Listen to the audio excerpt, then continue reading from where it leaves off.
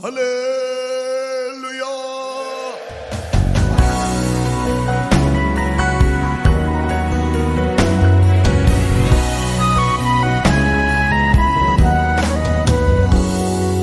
Praise the Lord. As we all know, we are studying the Word of God under the central theme, the love of God. നാം എല്ലാവരും അറിഞ്ഞിരിക്കുന്നത് പോലെ ദൈവസ്നേഹം എന്ന വിഷയത്തെ ആസ്പദമാക്കിയാണല്ലോ ഈ ദിനങ്ങളിൽ നാം തിരുവചനത്തെ ധ്യാനിച്ചുകൊണ്ടിരിക്കുന്നത്. As we heard yesterday, we are focusing more on how we have to love God than on understanding how much God loves us. ഇന്നലെ നാം കേട്ടതുപോലെ ഈ ദിവസങ്ങളിൽ ദൈവസ്നേഹം എന്ന കേന്ദ്ര വിഷയത്തെ നാം ചിന്തിക്കുമ്പോഴും ദൈവം നമ്മെ എത്രയധികം സ്നേഹിക്കുന്നു എന്നതിലുപരി നാം എത്രയധികം ദൈവത്തെ സ്നേഹിക്കണം എന്നതിലായിരിക്കും നമ്മുടെ പ്രധാന വിഷയം. God's love provides, but it also demands. ദൈവത്തിൻ്റെ സ്നേഹം അത് ദാനം ചെയ്യുന്ന, നൽകി തരുന്ന സ്നേഹമാകുന്നു. അതേസമയം ദൈവസ്നേഹം ചിലത് ആവശ്യപ്പെടുകയും കൂടി ചെയ്യുന്നു. He wants not what we have, he wants us. നമുക്കുള്ളതിനെ അല്ല അവൻ ആഗ്രഹിക്കുന്നത്, മറിച്ച് നമ്മെ ആകുന്നു അവൻ ആഗ്രഹിക്കുന്നത്. Shall we continue by reading Song of Solomon chapter 1 and verse 2? ഉത്തമഗീതം 1-ാം അധ്യായം 2-ാം വാക്യം നമുക്ക് വായിക്കാം. അവൻ തന്റെ അധരങ്ങളാൽ എന്നെ ചുംബിക്കട്ടെ, നിന്റെ പ്രേമം വീഞ്ഞിലും രസകരമാകുന്നു. Let him kiss me with the kisses of his mouth, for thy love is better than wine. Praise the Lord. ദൈവത്തിന് സ്തോത്രം. Yesterday we were listening to so many things about how God wants to romance with us. ഇന്നലെ രാത്രികാലം ഇതിനെ ആസ്പദമാക്കി എങ്ങനെ ദൈവം നമ്മോട് തൻ്റെ സ്നേഹം, തൻ്റെ പ്രേമം വെളിപ്പെടുത്തുവാൻ ആഗ്രഹിക്കുന്നു എന്നെല്ലാം ചിന്തിക്കുകയുണ്ടായി. Every religion basically believes and admits that God is love. സാധാരണയായി കാണപ്പെടുന്ന എല്ലാ മതങ്ങളും ദൈവം സ്നേഹം തന്നെയെന്ന് വെളിപ്പെടുത്തുന്നവയാകുന്നു. But which religion focuses on our loving God? എന്നാൽ ഏത് മതമാകുന്നു മനുഷ്യർ ദൈവത്തെ സ്നേഹിക്കുന്നതിനെ ഒരു പ്രധാന വിഷയമായി പ്രതിപാദിക്കുന്നത്? And that's what we are doing today. അതാകുന്നു നാം ഇന്ന് ചെയ്യുന്നത്. Christianity is not a religion, it's a wedding proposal. ക്രിസ്ത്യാനിത്വം എന്നത് ഒരു മതമല്ല, അതൊരു വിവാഹ ആലോചനയാകുന്നു. The whole Bible ends with a wedding that is going to take place. ഇനിയും എത്രയും വേഗം സംഭവിക്കുവാൻ പോകുന്ന ഒരു മഹാവിവാഹത്തോടു കൂടിയാകുന്നു വേദപുസ്തകം അവസാനിക്കുന്നത്. Christianity is an invitation for that wedding. ക്രിസ്ത്യാനിത്വം എന്നത് ആ വിവാഹത്തിന് വേണ്ടിയുള്ള ക്ഷണനം കൂടിയാകുന്നു. Not to be a spectator or a participant or a guest in that wedding, but to be the bride in that wedding. ആ വിവാഹത്തിൽ ഒരു കാഴ്ചക്കാരായി പോലോ ആ വിവാഹത്തിൽ പങ്കെടുക്കുന്ന ഒരു അതിഥിയെ പോലെയോ അല്ല, മറിച്ച് ആ വിവാഹത്തിൻ്റെ ആ മണവാട്ടിയുടെ ഭാഗമായി തീരുവാനാകുന്നു. It's a spiritual wedding. അതൊരു ആത്മീക വിവാഹമാകുന്നു. It's an eternal wedding. അതൊരു നിത്യ വിവാഹമാകുന്നു. It's the most satisfying wedding. അത് ഏറ്റവും സംതൃപ്തി നിറഞ്ഞ വിവാഹമാകുന്നു. There's nothing more beautiful than this for any human being. ഒരു മനുഷ്യ ജീവിതത്തിന് ഇതിനപ്പുറമായി മറ്റൊരു സൗന്ദര്യം ഇല്ല. The whole gospel is God extending his love to man and asking man to marry him. മുഴുവൻ സുവിശേഷവും നാം നോക്കിയാൽ ദൈവം മനുഷ്യനോട് വിവാഹ അഭ്യർത്ഥന നടത്തുകയും മനുഷ്യനെ തന്നെ പങ്കാളിയാക്കി തീർക്കുവാൻ ക്ഷണിക്കുകയും ചെയ്യുന്നതാകുന്നു. Unfortunately, because each one of our hearts is stained by sin, നിർഭാഗ്യവശാൽ നമ്മുടെ ഓരോരുത്തരുടെയും ഹൃദയം പാപത്താൽ കളങ്കിതമായി തീർന്നതുകൊണ്ട് we have learned to love so many things that we are not meant for, but we have not learned to love God whom we are made for. നാം സൃഷ്ടിക്കപ്പെട്ടത് ദൈവത്തെ സ്നേഹിക്കുവാൻ വേണ്ടിയാകുന്നു. എന്നാൽ മറ്റു പലതിനെയും നാം സ്നേഹിച്ച് തെറ്റായ വഴിയിൽ പോകേണ്ടി വരുന്നു. Anyway, God is trying to attract us back to himself through these words, through the gospel, through his love. ഏത് വിധേനയും നോക്കിയാലും ദൈവം ഈ വചനങ്ങളിൽ കൂടിയും മുഴുവൻ സുവിശേഷങ്ങളിൽ കൂടിയും നമ്മെ അഥവാ മാനവരാശിയെ ദൈവത്തിങ്കിലേക്ക് വീണ്ടും അടുപ്പിക്കുവാനാകുന്നു ശ്രമിക്കുന്നത്. God is correct and perfect in his showing his love towards us. ദൈവം ശരിയാകുന്നു, അവൻ തൻ്റെ സ്നേഹം മനുഷ്യന് വെളിപ്പെടുത്തി കൊടുക്കുന്നതിൽ അവൻ കൃത്യതയുള്ളവനാകുന്നു. But we human beings are very far away in returning that love. എന്നാൽ ആ സ്നേഹം മടക്കി നൽകുന്നതിൽ മനുഷ്യരായ നാം വളരെ പിന്നോട്ടുമാകുന്നു. Yesterday we were seeing a few things about how a kiss shows love and also arouses love. ഇന്നലെ ഈ വചനത്തിൽ നിന്ന് എങ്ങനെ ഒരു ചുംബനം അത് സ്നേഹത്തെ വെളിവാക്കുന്നുവെന്നും അത് സ്നേഹം ഉണർത്തുന്നതാകുന്നുവെന്നും നാം ധ്യാനിക്കുകയുണ്ടായി. We also saw yesterday how the favors of Jesus towards us are his kisses. മാത്രമല്ല നമ്മോടുള്ള ദൈവത്തിൻ്റെ കൃപാ കടാക്ഷമാകുന്നു അവൻ്റെ ഓരോ ചുംബനങ്ങളും എന്ന് ഇന്നലെ രാത്രികാലം നാം ചിന്തിച്ചു. Each benefit of Jesus towards us is only telling us how much he loves us and also arouses our love towards him.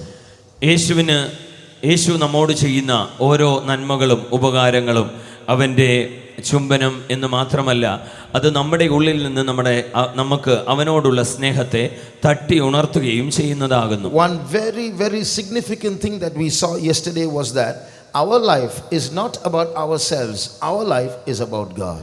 ഇന്നലെ നാം ചിന്തിച്ച വളരെ പ്രാധാന്യം അർഹിക്കുന്ന ഒരു വസ്തുത ഇതാകുന്നു: നമ്മുടെ ജീവിതം മുഴുവനുമായി അത് നമ്മെപ്പറ്റി ഉള്ളതായിരിക്കരുത്, മറിച്ച് അത് ദൈവത്തെ പറ്റിയും ദൈവത്തിനു വേണ്ടിയും ഉള്ളതായിരിക്കണം. When we turn our focus from ourselves towards God, the whole of Christian life, our perspective of life changes.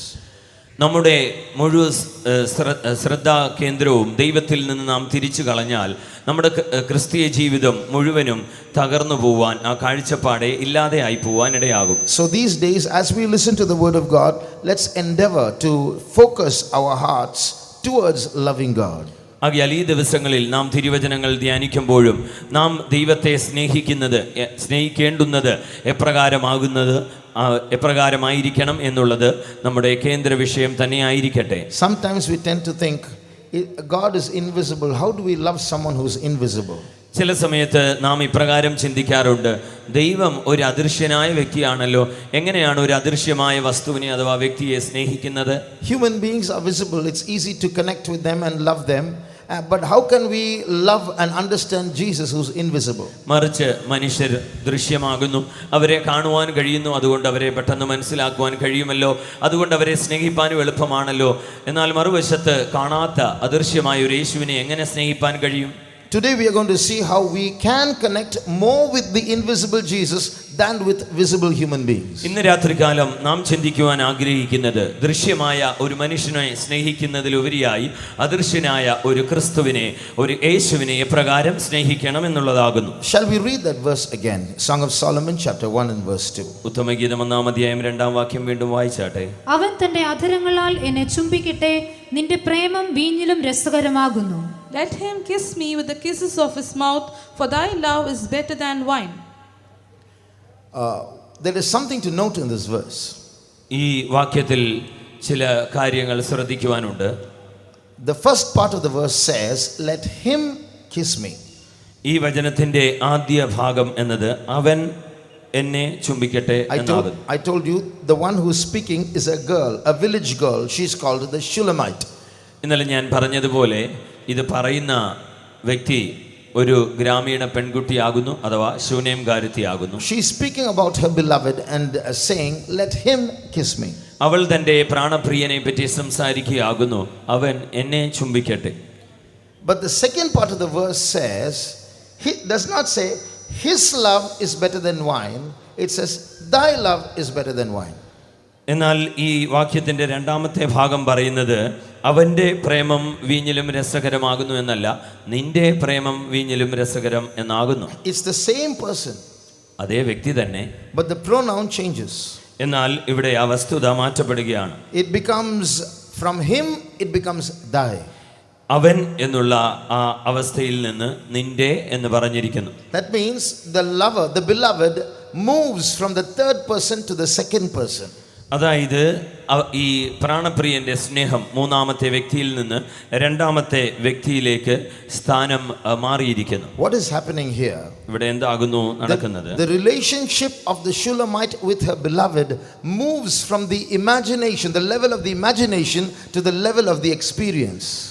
ഇവിടെ ശൂനേംകാരത്തിയുടെ സ്നേഹം ഒരു സാങ്കല്പിക പ്രേമത്തിൽ നിന്ന് ഒരു അനുഭവമുള്ള സ്നേഹത്തിലേക്ക് എത്തിച്ചേരുന്നു. Let him kiss me means he's not in front, he's somewhere. Let him kiss me. അവൻ എന്നെ ചുംബിക്കട്ടെ എന്ന് പറയുമ്പോൾ അടുത്തില്ല, എവിടെയോ ആകുന്നു. But suddenly he's there right in front of her. Your love is better than wine. എന്നാൽ അടുത്ത ഭാഗത്ത് പറയുമ്പോൾ പെട്ടെന്ന് താൻ ഈ പെൺകുട്ടിയുടെ മുൻപിൽ പ്രത്യക്ഷമായതുപോലെ നിന്റെ പ്രേമം എന്ന് എടുത്തു പറയുന്നു. That Shulamite girl is a representation, a symbolism of each one of us. ആ ശൂന്യംകാരത്തി നമ്മെ ഓരോരുത്തരെയും പ്രതിനിധീകരിക്കുന്നതാകുന്നുവെന്ന് നമുക്കറിയാം. From this we understand that we also should learn to bring Jesus close to us from the imagination level to the experience level. ഇതിൽ നിന്ന് നാമും മനസ്സിലാക്കേണ്ടുന്ന വസ്തുത ഇതാകുന്നു, നാമും യേശുവിനെ ആ സാങ്കല്പികമായ തലങ്ങളിൽ നിന്ന് നമ്മുടെ അനുഭവമായ ആ ഒരു അവസ്ഥയിലേക്ക് കൊണ്ടെത്തിക്കണം. Jesus is in our midst. യേശു നമ്മുടെ മധ്യത്തിലുണ്ട്. He said, where 2 or 3 are gathered in my name, I will be there in their midst. യേശു തന്നെയാകുന്നു പറഞ്ഞത്, 2-3 പേർ എൻ്റെ നാമത്തിൽ എവിടെ കൂടി വന്നാലും ഞാൻ അവരുടെ മധ്യത്തിൽ ഉണ്ടാകും. We are not 2 or 3, we are hundreds of us in this place. ഇവിടെ നാം 2-3 പേർ അല്ലല്ലോ, 100 കണക്കിന് ദൈവമക്കൾ കൂടിയിരിക്കുന്നുവല്ലോ. So very surely, according to his promise, he is in our midst. ആകയാൽ വാഗ്ദത്ത പ്രകാരം നിശ്ചയമായും അവൻ ഇവിടെ നമ്മുടെ മധ്യത്തിൽ തന്നെ ഉണ്ട്. But then now I am speaking about him. ഇപ്പോൾ ഞാൻ തന്നെ പറ്റി സംസാരിക്കുന്നു. We are listening about him. നാം അവനെ ശ്രദ്ധിച്ചുകൊണ്ട് അവനെ പറ്റി കേട്ടുകൊണ്ടിരിക്കുന്നു. But there are times when we are moving from him to thy. That is, we talk to him, we connect with him directly. എന്നാൽ ചില സമയങ്ങളുണ്ട് അവൻ എന്ന് പറയുന്നതിന് ഉപരിയായി നീ എന്ന് അല്ലെങ്കിൽ അങ്ങേ എന്ന് നാം പറയുന്ന അത്ര അടുപ്പമുള്ള ഒരു അനുഭവത്തിലേക്ക് നാം എത്തിച്ചേരും. For example, if I tell you now, let us pray. ഉദാഹരണത്തിന് ഞാനിപ്പോൾ പറയുന്നു, നമുക്കെല്ലാം പ്രാർത്ഥിക്കാം. Immediately we are moving from him to thy. ഉടനെ തന്നെ നാം എല്ലാവരും അവൻ എന്ന സ്ഥാനത്തിൽ നിന്ന് കർത്താവിനെ നീ എന്ന് ഉള്ള സ്ഥാനത്തിലേക്ക് നാം എത്തിക്കുന്നു. In our practical life, we should learn to bring Jesus in front of us, into our lives. നമ്മുടെ പ്രായോഗിക ജീവിതത്തിൽ യേശുവിനെ ദൂരെയല്ല, നമ്മുടെ ജീവിതത്തിനുള്ളിലേക്ക് നാം തന്നെ വലിച്ചു കൊണ്ടുവരണം. It's a very beautiful experience. അതൊരു വളരെ മനോഹാരിതമായ അനുഭവമാകുന്നു. Many of us have already experienced it, but we should covet that again and again.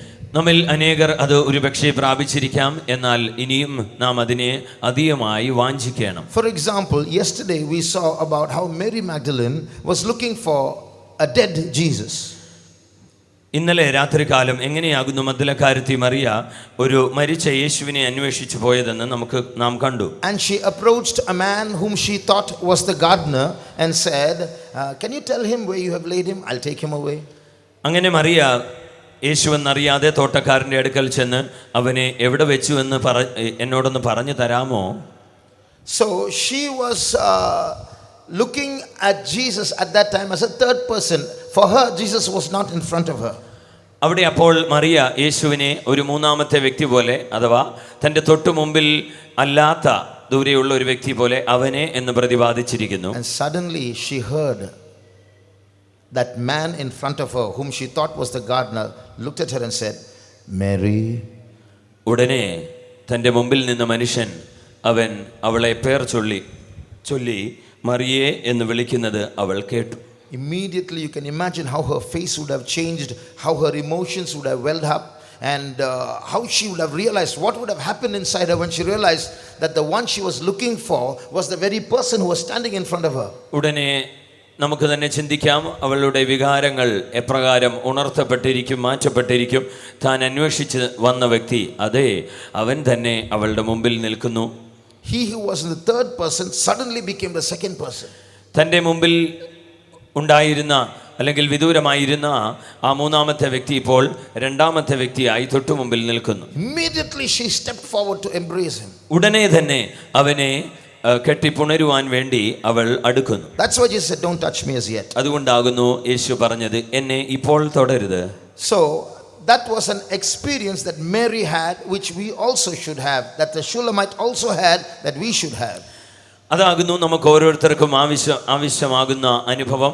ശൂന്യംകാരത്തിക്കും മറിയയ്ക്കും ഉണ്ടായിരുന്ന അനുഭവം ഇതാകുന്നു. There was another woman in the Bible, വേദപുസ്തകത്തിൽ മറ്റൊരു സ്ത്രീയുണ്ട്, a very sinful woman. ഒരു പാപിനിയായ സ്ത്രീയായിരുന്നു. She had 5 husbands. തനിക്ക് 5 ഭർത്താക്കന്മാരുണ്ടായിരുന്നു. And she was living with another man whom she had not married. വീണ്ടും ഭർത്താവല്ലാത്ത മറ്റൊരു പുരുഷനോടുകൂടി അവൾ താമസിക്കുകയുമായിരുന്നു. But Jesus was speaking to her. ഇപ്പോൾ യേശു തന്നോട് And സംസാരിക്കുന്നു. said, woman, you have a kind of thirst which you are trying to quench with things that will not really quench you. സ്ത്രീയെ, നിനക്ക് ഒരു വിധത്തിലുള്ള ദാഹമുണ്ട്, അത് ശമിപ്പിക്കുവാൻ നീ അതിന് പര്യാപ്തമല്ലാത്ത ചില വസ്തുക്കളിൽ കൂടി ശ്രമിച്ചുകൊണ്ടേയിരിക്കുന്നു.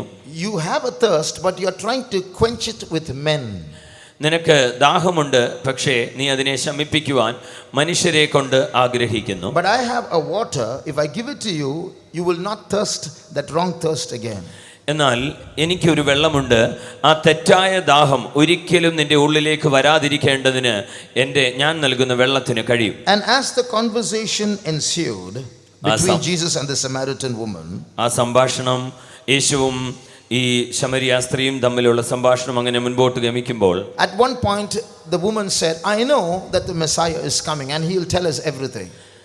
ഒരു പ്രത്യേക സമയത്ത് ഈ സ്ത്രീ പ്രകാരം പറയുന്നു, മശിഹ വരുന്നു എന്ന് ഞാൻ അറിയുന്നു. So that woman, though she was a sinner woman, there was a small flame inside her heart, a small dot, just to say like a candle that is put out, a small flame remains. Like that, there was a small flame in her heart that thirsted for the Messiah. He will come. We are hoping for him. അതിൻ്റെ അർത്ഥം ഈ സ്ത്രീയുടെ ഉള്ളിൽ ചെറിയൊരു ജ്വാലയുണ്ടായിരുന്നു. ചിലപ്പോൾ നമ്മുടെയൊക്കെ ഉള്ളിൽ ഉള്ളതുപോലെ ഒരു വിളക്ക്, ഒരു മെഴുകുതിരി അണച്ചു കളഞ്ഞാലും അവസാന ആ നിമിഷത്തിലുള്ളതുപോലെ ഒരു അല്പജ്വാല അവളിലും കാണപ്പെട്ടു. അതിതായിരുന്നു, മശിഹ എന്ന് ഒരുവനുണ്ട്, അവന് വേണ്ടി ഞങ്ങൾ കാത്തിരിക്കുന്നു.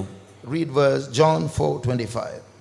യോഹന്നാന്റെ സുവിശേഷം 4-ാം അധ്യായം 25-ാം വാക്യം വായിക്കാം. സ്ത്രീ അവനോട്, മശിഹ എന്ന് വെച്ചാൽ ക്രിസ്തു വരുന്നു എന്ന് ഞാൻ അറിയുന്നു, അവൻ വരുമ്പോൾ സകലവും അറിയിച്ചു തരും എന്ന് പറഞ്ഞു. The woman saith unto him, I know that Messiah cometh, which is called Christ. When he is come, he will tell us all things. Here is a big sinner woman with a small flame in her heart.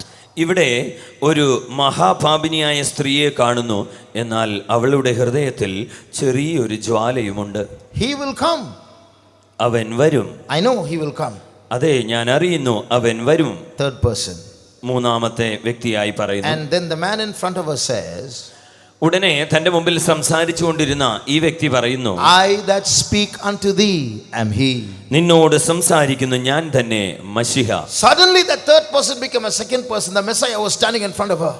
ഉടനെ ഈ സ്ത്രീ ഇതുവരെയും സംസാരിച്ചുകൊണ്ടിരുന്ന മൂന്നാമത്തെ വ്യക്തി തന്റെ മുമ്പിൽ രണ്ടാമത്തെ വ്യക്തി പോലെ ആയിത്തീരുന്നു. And that small dot flame would have exploded suddenly into a huge fire in her heart. പെട്ടെന്ന് തൻ്റെ ഉള്ളിൽ ഉണ്ടായിരുന്ന ആ ചെറിയ പൊട്ടുപോലെ ഉണ്ടായിരുന്ന ജ്വാല അതിപ്പോൾ ഇത് കേട്ടപ്പോൾ വലിയതായി ആളിക്കത്തുവാൻ തുടങ്ങിയിരിക്കും. She came to get water. വെള്ളം എടുക്കുവാനാണ് അവൾ വന്നത്. She left the pot there, went back to the city, became an on-the-spot evangelist, and told all the men in that city, come, there's a man there near the Jacob's well. He's told me everything. He's the Messiah. അവൾ താൻ കൊണ്ടുവന്ന കുടങ്ങളെല്ലാം അവിടെ വെച്ചിട്ട് ഉടനെ തന്നെ അവൾ പട്ടണത്തിൽ ചെന്ന് പെട്ടെന്നൊരു സുവിശേഷകയുടെ രൂപം അവൾ എടുക്കുന്നു. വരിക, യാക്കോവിൻ്റെ കിണറിനരികെ ഞാൻ പറഞ്ഞ കാര്യങ്ങൾ അല്ലെങ്കിൽ എന്നെ പറ്റിയുള്ള കാര്യങ്ങളെല്ലാം പറഞ്ഞിരുന്ന പ്രവാചകനായ ഒരുവനെ, അതായത് മശിഹയെ ഞാൻ കണ്ടെത്തി എന്നവൾ സുവിശേഷിക്കുവാൻ തുടങ്ങി. Read verse 28. 28-ാം വാക്യം. അനന്തരം സ്ത്രീ പാത്രം വെച്ചിട്ട് പട്ടണത്തിൽ ചെന്ന് ജനങ്ങളോട്, ഞാൻ ചെയ്തതൊക്കെയും എന്നോട് പറഞ്ഞ ഒരു മനുഷ്യനെ വന്ന് കാൺമീൻ, അവൻ പക്ഷേ ക്രിസ്തു ആയിരിക്കുമോ എന്ന് പറഞ്ഞു. The woman then left her water pot and went her way into the city and said to the men, come see a man which told me all things that ever I did. Is not this the Christ? So see how that small dot flame burst into a huge fire. അപ്പോൾ നാം ഇവിടെ ശ്രദ്ധിക്കുക, അവളുടെ ഹൃദയത്തിലുണ്ടായിരുന്ന ആ ചെറിയ പൊട്ടുപോലെ ഉണ്ടായിരുന്ന ഈ ജ്വാല എങ്ങനെ ആളിക്കത്തുവാൻ തുടങ്ങിയെന്ന്. This is what should happen to each one of us whenever the bridegroom kisses us. ഇതാകുന്നു നമ്മുടെ മണവാളൻ എപ്പോഴെല്ലാം നമ്മെ ചുംബിക്കുമോ അപ്പോഴെല്ലാം നമ്മുടെ ഉള്ളിൽ നിന്ന് ഉയരേണ്ടുന്നത്. I want to stop at this point and tell you something. ഈ വിഷയം ഇവിടെ അല്പമായി നിർത്തിയിട്ട് ഒരു പ്രധാനപ്പെട്ട വിഷയം പറയുവാൻ ആഗ്രഹിക്കുന്നു. This is a sublime song. ഇതൊരു ഉത്തമ ഗീതമാകുന്നു. It's the song of songs. ഇത് എല്ലാ ഗീതങ്ങളിലും വെച്ച് ഏറ്റവും ശ്രേഷ്ഠമായ ഉത്തമമായ ഗീതമാകുന്നു. That is how it is in English, the song of songs. അതാണ് ഇംഗ്ലീഷിൽ പറഞ്ഞിരിക്കുന്നത്, ഗീതങ്ങളിൽ ഏറ്റവും മികച്ച ഗീതം. So this song has a language of its own. ആകയാൽ ഈ ഗീതത്തിന് അതിൻ്റെതായ തനതായ ഒരു ഭാഷാ ശൈലിയുണ്ട്. So you need to come up to the level of that language to understand this sublime song. ആകയാൽ ഈ ഉത്തമ ഗീതത്തെ വാസ്തവമായി മനസ്സിലാക്കേണ്ടതിന് നാം ആ ശ്രേഷ്ഠമായ തലത്തിലേക്ക് എത്തേണ്ടിയിരിക്കുന്നു. It is a language of the spirit world. അത് ആത്മലോകത്തിന്റെ ഒരു ഭാഷയാകുന്നു. Only when we understand the language of the song can we enter into that romance with Jesus. ആ ഗീതത്തിൻ്റെ ആ യഥാർത്ഥമായ ഭാഷാ ശൈലിയിലേക്ക് നമുക്ക് എത്തിച്ചേരുവാൻ, ആ ആത്മാവിനുള്ളിലേക്ക് നാം വന്നു ചേരുവാൻ കഴിഞ്ഞെങ്കിൽ മാത്രമേ ഇതിലുള്ള ആ പ്രേമം നമുക്ക് അനുഭവിപ്പാൻ കഴിയൂ. I told you yesterday that I'm preaching every Wednesday on this book, the Song of Solomon. ഞാൻ ഇന്നലെ രാത്രികാലം നിങ്ങളോട് പങ്കുവെച്ചുവല്ലോ, ഞാനായിരിക്കുന്നതായ സ്ഥലം സഭയിൽ എല്ലാ ബുധനാഴ്ചയും ഈ ഉത്തമഗീതത്തിൽ നിന്നാകുന്നു ഞാൻ തിരുവചനങ്ങളെ പഠിപ്പിക്കുന്നത്. Some of these verses are very difficult to understand. ചില വചനങ്ങളെല്ലാം മനസ്സിലാക്കുവാൻ തന്നെ വളരെ പ്രയാസമേറിയതാകുന്നു. But when you understand it, it's so beautiful. എന്നാൽ ഇത് മനസ്സിലാക്കി കഴിഞ്ഞാൽ ഇത് വളരെ മനോഹരമാകുന്നു. Sometimes when I'm reading those verses and I understand suddenly what it means, I put my notebook and my pen down and start getting filled in the spirit before I write again. ചില സമയത്ത് ഞാനിത് വായിച്ചുകൊണ്ടിരിക്കുമ്പോൾ മനസ്സിലാകാത്തത് കൊണ്ട് ഉടനെ തന്നെ എൻ്റെ പേനയും After I don't understand it and suddenly I realize I understand it, then I put down my pen and paper. എനിക്കിത് മനസ്സിലാകാതെ വന്ന് അതിനുശേഷം പെട്ടെന്ന് എനിക്കിത് കാര്യങ്ങൾ പിടികിട്ടുമ്പോൾ ഞാൻ എൻ്റെ പേനയും നോട്ട്ബുക്കും എല്ലാം അവിടെ വെച്ചിട്ട് ഉടനെ തന്നെ ആത്മാവിൽ നിറഞ്ഞ് സന്തോഷിപ്പാൻ തുടങ്ങും. Because I'm slowly beginning to understand the language of that romance with God. എന്തുകൊണ്ടെന്നാൽ ദൈവത്തോടുള്ള ഈ പ്രണയം ഞാൻ പെതുക്കെ അനുഭവിച്ചു വരുന്നതേ ഉള്ളൂ. So Jesus is trying to allure us and attract us towards himself and helping us to understand this love language with Jesus. ആകയാൽ യേശു നമ്മെ ഏതു വിധേനയും തന്നിലേക്ക് വശീകരിച്ചുകൊണ്ട് തന്നോടുള്ള പ്രണയത്തെ ഉണർത്തേണ്ടതിനായി നമ്മിൽ പ്രവർത്തിക്കുന്നു. So he is kissing us, giving us favors so that we might learn to experience his presence in the second person. ആകയാൽ അവൻ നമ്മെ ചുംബിക്കുന്നു, അഥവാ അവൻ്റെ കൃപാ കടാക്ഷങ്ങൾ നമുക്ക് വെളിപ്പെടുത്തുന്നു. എന്തുകൊണ്ടെന്നാൽ അവനെ ഒരു രണ്ടാമത്തെ വ്യക്തിയായി നാം നേരിട്ട് അനുഭവിക്കേണ്ടിയിരിക്കുന്നു. We all know there are times we don't feel his presence. There are times we feel his presence. There are times we feel his presence very intensely. എന്നാൽ നമുക്ക് തന്നെ അറിയാമല്ലോ, ചില സമയങ്ങളിൽ അവൻ്റെ സാന്നിധ്യം അനുഭവിക്കാത്ത സമയങ്ങളുണ്ട്, ചിലപ്പോൾ അല്പം അനുഭവിക്കുന്ന സമയങ്ങളുണ്ട്. എന്നാൽ ഏറ്റവും തീവ്രമായി ദൈവ സാന്നിധ്യം, യേശുവിൻ്റെ സാന്നിധ്യം അടുത്തറിയുന്ന സമയങ്ങളും നമ്മുടെ ജീവിതത്തിലുണ്ട്. Therefore, although Jesus is in another dimension, അതായത് യേശു നമ്മുടെ ജീവിതത്തിൽ വേറൊരു തലത്തിൽ സ്ഥാനത്തിൽ കാണപ്പെടുന്നുവെങ്കിലും, Jesus is right in our midst, but we can't see him. ഇപ്പോൾ യേശു നമ്മുടെ മുമ്പിൽ തന്നെയുണ്ട്, പക്ഷേ നാം അവനെ കാണുന്നില്ല. Still he is more accessible and affable than every human being on this planet. എന്നിട്ടും ഇപ്പോൾ അവൻ ഇവിടെ ഉണ്ടായാലും ഈ ഭൂമിയിലെ ഈ ഗ്രഹത്തിലുള്ള മറ്റ് ഏതൊരു മനുഷ്യനും ഏറ്റവും എളുപ്പം സമീപിക്കുവാൻ കഴിയുന്ന വിധത്തിൽ, ഏറ്റവും എളുപ്പം കടന്നു ചെല്ലുവാൻ കഴിയുന്ന വിധത്തിൽ യേശു ആയിരിക്കുകയും ചെയ്യുന്നു. Again I want to tell you, വീണ്ടും ഞാൻ നിങ്ങളോട് പറയട്ടെ, it is possible to connect with the invisible Jesus more than visible human beings. ദൃശ്യനായ ഒരു മനുഷ്യനോട് നിങ്ങൾ അടുക്കുന്നതിലും ഏറ്റവും എളുപ്പം അദൃശ്യനായ യേശുവിനോട് അടുക്കുന്നതാകുന്നു. Now let's move to the last part of that same verse. അതേ വചനത്തിന്റെ അവസാന ഭാഗത്തേക്ക് നമ്മുടെ ശ്രദ്ധയെ കൊണ്ടുവന്നാൽ, Your love is better than wine. നിന്റെ പ്രേമം വീഞ്ഞിലും രസകരമാകുന്നു. What does that mean? അതിന്റെ അർത്ഥം എന്താകുന്നു? Wine is something that the world, the then world and even the now world relishes. Wine is something that the world of those days and the world of today enjoys. വീഞ്ഞ് എന്ന് പറയുന്നത് പുരാതന കാലത്തും ഇന്നും ലോകം ആസ്വദിക്കുന്ന ഒന്ന് തന്നെയാകുന്നു. So this love of Jesus or the bridegroom is superior to the love of wine. എന്നാൽ ഇവിടെ പറഞ്ഞിരിക്കുന്നത് യേശുവിൻ്റെ ഈ സ്നേഹം അഥവാ പ്രേമം വീഞ്ഞിലും വളരെ രസകരമാകുന്നു, ഉന്നതമാകുന്നു. So now we have to interpret that and make it a sublime song. അപ്പോൾ നാം ഇപ്പോൾ അതിനെ ഒരു തർജ്ജിമ ചെയ്ത് അതിനെ ഉന്നതമായ വിധത്തിൽ ശ്രേഷ്ഠ ഗണത്തിൽ കൊണ്ടുവരുവാൻ പോകുന്നു. In the Bible, wine represents three things. വേദപുസ്തകത്തിൽ വീഞ്ഞ് എന്നത് മൂന്ന് കാര്യങ്ങളെ കുറിക്കുന്നു. ഒന്ന്, there is something called permitted wine. അനുവദിക്കപ്പെട്ട വീഞ്ഞ് എന്നൊന്നുണ്ട്. That means it does not, make you swoon, or it has no liquor in it. മദ്യം അല്പം പോലും കലരാതെ അത് മനുഷ്യരെ മയക്കത്തിലേക്ക് അബോധാവസ്ഥയിലേക്ക് കൊണ്ടുപോകാത്ത വിധത്തിൽ ദോഷമല്ലാത്ത വീഞ്ഞ്. Read Psalm 106 and verse 15. 106 സങ്കീർത്തനം 15 വാക്യം വായിച്ചാട്ടെ. അവർ അപേക്ഷിച്ചത് അവൻ അവർക്ക് കൊടുത്തു, എങ്കിലും wine that maketh glad the heart of man.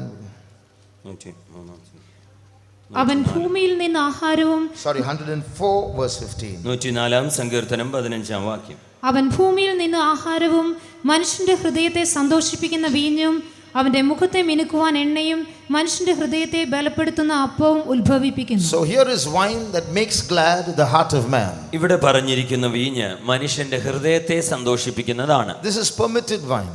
ഇത് അനുവദിക്കപ്പെട്ട വീഞ്ഞ്. In the same way, in this world that we live in, there are certain permitted joys. അതുപോലെ തന്നെ നാം വസിക്കുന്ന ഈ ഭൂമിയിൽ അനുവദിക്കപ്പെട്ട ചില സന്തോഷങ്ങൾ ഉണ്ട്. Eating some tasty food, ചില രുചികരമായ ആഹാരങ്ങളൊക്കെ കഴിക്കുമ്പോൾ we have joy in that. നമുക്കതിലൊരു സന്തോഷം തോന്നാറുണ്ട്. Having a hot drink as we get up early in the morning, we have joy in that. അത് രാവിലെ എഴുന്നേൽക്കുമ്പോൾ ചൂടായിട്ട് എന്തെങ്കിലും പാനീയമായി കുടിക്കുമ്പോൾ അതിലൊരു സന്തോഷമുണ്ട്. When we go to sleep after we are very tired, there's a pleasure in that. വളരെ ക്ഷീണത്തിന് ശേഷം ഉറങ്ങുവാൻ ചെല്ലുമ്പോൾ വിശ്രമിക്കുമ്പോൾ ഒരു സന്തോഷമുണ്ട്. When we meet a beloved friend, a fellow human being, there is a pleasure in that.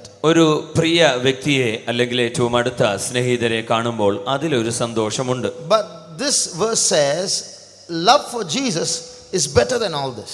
എന്നാൽ ഈ വചനം പറയുന്നത് യേശുവിനോടുള്ള പ്രേമം അഥവാ സ്നേഹം മറ്റുള്ള വീഞ്ഞിനേക്കാൾ എല്ലാം ശ്രേഷ്ഠമാകുന്നു. So there are certain permitted joys in our life, but Jesus' love is superior to all this. നമ്മുടെ ജീവിതത്തിൽ ഇതുപോലെ അനുവദിക്കപ്പെട്ട പല സന്തോഷങ്ങളുമുണ്ട്. എന്നാൽ യേശുവിലുള്ള സന്തോഷം, ആ പ്രേമം ഏറ്റവും രസകരമാകുന്നു. What does that mean? അതിൻ്റെ അർത്ഥം എന്താണ്? Do any of you get angry if your lunch does not come on time? നിങ്ങളുടെ ഉച്ചഭക്ഷണം കൃത്യസമയത്ത് ലഭിച്ചില്ലെങ്കിൽ കോപിക്കുന്നവർ ആരെങ്കിലും ഉണ്ടോ? If there's no salt in your food, do you lose your temper? ആഹാരത്തിൽ ഉപ്പ് നിങ്ങൾക്ക് ആവശ്യമുള്ളതുപോലെ ഇല്ലെങ്കിൽ നിങ്ങളുടെ ക്ഷമ നശിച്ചു പോകുമോ? When you're in the peak of your sleep and you're woken up, do you get angry?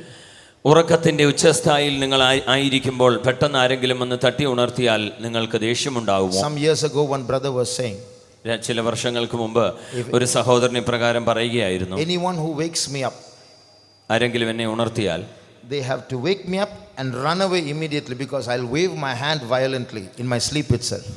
ആരെങ്കിലും എന്നെ ഉണർത്തുന്ന വ്യക്തി ഉടനെ തന്നെ ഓടിപ്പോകണം, കാരണം ആ സമയത്ത് എൻ്റെ കൈ ഞാൻ ദേഷ്യപ്പെട്ട് വീശും. So the Bible says if we love Jesus, എന്നാൽ വേദപുസ്തകം പറയുന്നു നാം യേശുവിനെ സ്നേഹിച്ചാൽ one day if my lunch does not come on time, it's not a problem for me. ഒരു ദിവസം എൻ്റെ ഉച്ചഭക്ഷണം എനിക്ക് കൃത്യസമയത്ത് ലഭിച്ചില്ലെങ്കിൽ അതെനിക്കൊരു വലിയ പ്രശ്നമായിരിക്കില്ല. I remember visiting to a house. ഒരു ഭവനത്തിലേക്ക് സന്ദർശനത്തിനായി പോയത് ഞാൻ ഓർക്കുന്നു. One pastor and I. ഒരു പാസ്റ്ററും ഞാനും കൂടെ. And in the family they gave us coffee to drink, the pastor and me. ആ കുടുംബത്തിലുള്ളവർ പാസ്റ്ററിനും എനിക്കും കോഫി ഉണ്ടാക്കി തന്നു കുടിക്കുവാൻ. And I drank, the pastor drank. ഞാനും പാസ്റ്ററും അത് കുടിച്ചു. And when the pastor drank, he looked at me, and when I drank, I looked at him. Pastor കുടിച്ചപ്പോൾ എന്നെ നോക്കി, ഞാൻ കുടിച്ചപ്പോൾ പാസ്റ്ററെ നോക്കി. But we drank. എന്നാൽ ഞങ്ങൾ രണ്ടുപേരും അത് കുടിച്ചു. After that, the man of the house drank. അതിനുശേഷം ആ കുടുംബനാഥൻ ആ വ്യക്തി ഇത് കുടിക്കുകയുണ്ടായി. When he drank, he looked at both of us. താൻ കുടിച്ചപ്പോൾ ഞങ്ങളെ രണ്ടുപേരെയും ഒന്ന് ശ്രദ്ധിച്ചു നോക്കി. Because the servant maid had accidentally put salt into the coffee instead of sugar. എന്തുകൊണ്ടെന്നാൽ ആ വേലക്കാരിയായ വ്യക്തി പഞ്ചസാര ഉപയോഗിക്കുന്നതിന് പകരം തെറ്റി ഉപ്പാകുന്നു ഞങ്ങൾക്ക് ചേർത്ത് തന്നത്. And he said, sorry brother, and we smiled and said, that's not a problem. We drank the whole coffee with the salt. അപ്പോൾ ആ സഹോദരൻ പറഞ്ഞു, നിങ്ങൾ ദയവായി ക്ഷമിക്കണം, ഇങ്ങനെ സംഭവിച്ചു പോയി, പക്ഷേ ഞങ്ങൾ യാതൊരു പരിഭവവും കൂടാതെ ഈ ഉപ്പുള്ള കാപ്പി മുഴുവനും കുടിച്ചു. So when these pleasures are deprived, we are deprived of these permitted pleasures, we don't have to lose our peace or get upset if we love Jesus. ആകയാൽ ഇങ്ങനെയുള്ള അനുവദിക്കപ്പെട്ട സന്തോഷങ്ങളിൽ നിന്ന് നാം വിലക്കപ്പെടുമ്പോഴും യേശുവിൻ്റെ സ്നേഹം നമ്മുടെ ഉള്ളിൽ ഉണ്ടെങ്കിൽ അതിൽ നമുക്ക് പ്രത്യേകിച്ച് പരാതിയോ പരിഭവമോ ഒന്നും ഉണ്ടാകുകയില്ല. There was one family that was, they had made plans to leave for Australia. ഒരു കുടുംബം ഓസ്ട്രേലിയയിലേക്ക് പോവാനായി ഒരുങ്ങിയിരുന്നു. For every step they used to pray. ഓരോ ഘട്ടങ്ങൾ വരുമ്പോഴും അവർ വന്ന് പ്രാർത്ഥിക്കുമായിരുന്നു. The process was over. അതിൻ്റെ ഓരോ സംവിധാനങ്ങളും കാര്യങ്ങളും നടന്നുകൊണ്ടിരുന്നു. The passport came. പാസ്പോർട്ട് വന്നു. The visa came. വിസ വന്നു. The ticket came. ടിക്കറ്റും വന്നു. But the woman of the house, the mother of the house, she was going on praying, Lord, only if it is your will, only if it is your will. എങ്കിലും ആ വീട്ടിലെ അമ്മ കുടുംബനാഥ എപ്പോഴും പ്രാർത്ഥിച്ചുകൊണ്ടിരുന്നു, കർത്താവേ നിന്റെ ഇഷ്ടമെങ്കിൽ മാത്രം മതി, നിന്റെ ഹിതമെങ്കിൽ മാത്രം മതി. The husband was somehow trying to go. എന്നാൽ അതേസമയം ഭർത്താവ് ഏത് വിധേനയും പോയേ തീരൂ എന്നുള്ള നിശ്ചയത്തിലായിരുന്നു. And when the sister started praying, only if it is your will, after the ticket came also, ഈ ടിക്കറ്റ് കിട്ടിയതിന് ശേഷവും കർത്താവേ നിന്റെ ഇഷ്ടമെങ്കിൽ മാത്രം പോയാൽ മതി എന്ന് സഹോദരി പ്രാർത്ഥിക്കാൻ തുടങ്ങിയപ്പോൾ the husband got angry. ഭർത്താവിന് ദേഷ്യം വന്നു. Why now also you are praying? Ticket വന്നതിന് ശേഷം എന്തിനാണ് ഇങ്ങനെ പ്രാർത്ഥിക്കുന്നത്? You know why he got angry? എന്തുകൊണ്ടാണ് ചൂടായതെന്ന് അറിയാമോ? Our Jesus is very famous for making last minute cancellations. യേശുവിനെ പറ്റി പറഞ്ഞാൽ അവസാന നിമിഷം പോലും പല കാര്യങ്ങൾ ക്യാൻസൽ ചെയ്ത് കളയും. അതിൽ അവൻ വളരെ പ്രശസ്തനാണ്. That's why he's scared now. After getting everything you pray, Jesus might cancel it. Don't pray now. അതുകൊണ്ടാകുന്നു ഈ ഭർത്താവ് ഇപ്പോൾ കോപിച്ചത്. ഇനി നീ ഇപ്പോൾ പ്രാർത്ഥിച്ചുകൊണ്ടിരുന്ന അവസാന നിമിഷമെങ്ങാനും കർത്താവ് ഇത് ക്യാൻസൽ ചെയ്താലോ? So if we love Jesus, even if our plans are upset, are not to be fulfilled, we don't have to get upset. ആകയാൽ യേശുവിനെ നാം പൂർണ്ണമായി സ്നേഹിക്കുന്നുവെങ്കിൽ ചില പദ്ധതികളൊക്കെ നമ്മുടെ ജീവിതത്തിൽ നടക്കാതിരുന്നാൽ പോലും നാം അതിൽ പരിഭവപ്പെടുകയില്ല. Maybe when you came to this Bible study, the parking volunteers asked you to park the car somewhere else where you didn't want to. If you love Jesus, it's not a problem. ഒരുപക്ഷെ നിങ്ങൾ ഈ വേദപാഠ കൂട്ടത്തിന് കടന്നു വരുമ്പോൾ ഇവിടെ പാർക്കിങ്ങിനായിട്ട് നിയോഗിക്കപ്പെട്ടിരുന്ന ചില വോളണ്ടിയർമാർ നിങ്ങൾ ആഗ്രഹിച്ച സ്ഥലത്ത് പാർക്ക് ചെയ്യുവാൻ അനുവദിക്കാതെ വേറെ ഏതെങ്കിലും സ്ഥലത്ത് കൊണ്ട് പാർക്ക് ചെയ്യുവാൻ പറഞ്ഞുവെങ്കിൽ യേശുവിനെ വാസ്തവമായി സ്നേഹിച്ചാൽ അതിൽ പിന്നെ ഒരു ദുഃഖം വ്യാകുലവും ഉണ്ടാകുകയില്ല. His love is better than wine. അവന്റെ പ്രേമം വീഞ്ഞിലും രസകരമാകുന്നു. His love is better than all the permitted pleasures in this world. അവന്റെ പ്രേമം ഈ ലോകത്തിൽ അനുവദിക്കപ്പെട്ട സകല സന്തോഷങ്ങളിലും ശ്രേഷ്ഠവുമാകുന്നു. So even if we are deprived of those permitted basic pleasures that a human being can enjoy, it's not a problem. Jesus loves me, I love him. ആകയാൽ നമ്മുടെ ജീവിതത്തിൽ അനുവദിക്കപ്പെട്ട ചില കൊച്ചു സന്തോഷങ്ങൾ പോലും നമുക്ക് ചിലപ്പോൾ വിലക്കപ്പെട്ടാൽ പോലും അതൊന്നും എനിക്കൊരു പ്രശ്നമേ അല്ല. യേശു എന്നെ സ്നേഹിക്കുന്നു, ഞാനും അതുപോലെ അവനെ സ്നേഹിക്കുന്നു എന്നായിരിക്കും നമ്മുടെ ഉള്ളം. There is a second kind of wine. രണ്ടാമതായി മറ്റൊരു തരം വീഞ്ഞുണ്ട്. It's forbidden wine. അത് വിലക്കപ്പെട്ട വീഞ്ഞാകുന്നു. It has liquor in it. അതിൽ മദ്യത്തിന്റെ അംശമുണ്ട്. Read Proverbs 23 verse 31. 23 സദൃശ്യവാക്യം 23 അധ്യായം 31 വാക്യം വായിച്ചാട്ടെ. വീഞ്ഞു ചുവന്ന് പാത്രത്തിൽ തിളങ്ങുന്നതും രസമായി ഇറക്കുന്നതും നീ നോക്കരുത്. Look not thou upon the wine when it is red, when it giveth his color in the cup. So here is wine. In Psalms we read of wine that makes glad the heart of man. Here is wine that the Bible says don't even look at it. സങ്കീർത്തനത്തിൽ ഒരു വീഞ്ഞിനെ പറ്റി നാം വായിച്ചു. അത് നമ്മുടെ ഹൃദയത്തെ സന്തോഷിപ്പിക്കുന്ന വീഞ്ഞായിരുന്നു. എന്നാൽ ഇവിടെ ശലോമോൻ പറയുന്ന ഈ വീഞ്ഞ് അതിനെ നോക്കരുതെന്ന് പോലുമാണ് പറഞ്ഞിരിക്കുന്നത്. So there are some pleasures that are permitted in life and there are other pleasures which are forbidden in life. അതിൻ്റെ അർത്ഥം നമ്മുടെ ജീവിതത്തിൽ അനുവദിക്കപ്പെട്ട ചില സന്തോഷങ്ങളുണ്ട്, അതേസമയം അനുവദിക്കപ്പെടാത്ത വിലക്കപ്പെട്ട ചില സന്തോഷങ്ങളുമുണ്ട്. Especially for a child of God, we have to be very strict with ourselves that we are not allowed to enjoy everything in this world. പ്രത്യേകിച്ച് ഒരു ദൈവ പൈതലിനെ പറ്റി പറഞ്ഞാൽ ഈ ലോകത്തിലെല്ലാം ഒന്നും കണ്ട് അനുഭവിച്ച് സന്തോഷിപ്പാൻ ഉള്ള അവസ്ഥ, അതിനുള്ള അനുമതി തനിക്കില്ല. St. Paul said, I have the right to do everything. All things are lawful for me, but I will not be brought under the power of any. വിശുദ്ധ പൗലോസ് പ്രകാരം പറയുന്നു, സകലത്തിനും എനിക്ക് കർത്തവ്യമുണ്ട്, അധികാരമുണ്ട്, എങ്കിലും ഞാൻ ഒന്നിനും അധീനനല്ല. So there are certain foodstuffs that a child of God should not eat. അപ്പോൾ ഒരു ദൈവ പൈതൽ ഭക്ഷിക്കരുതാത്ത ചില ആഹാര സാധനങ്ങളുമുണ്ട്. There are certain videos that a child of God should not see.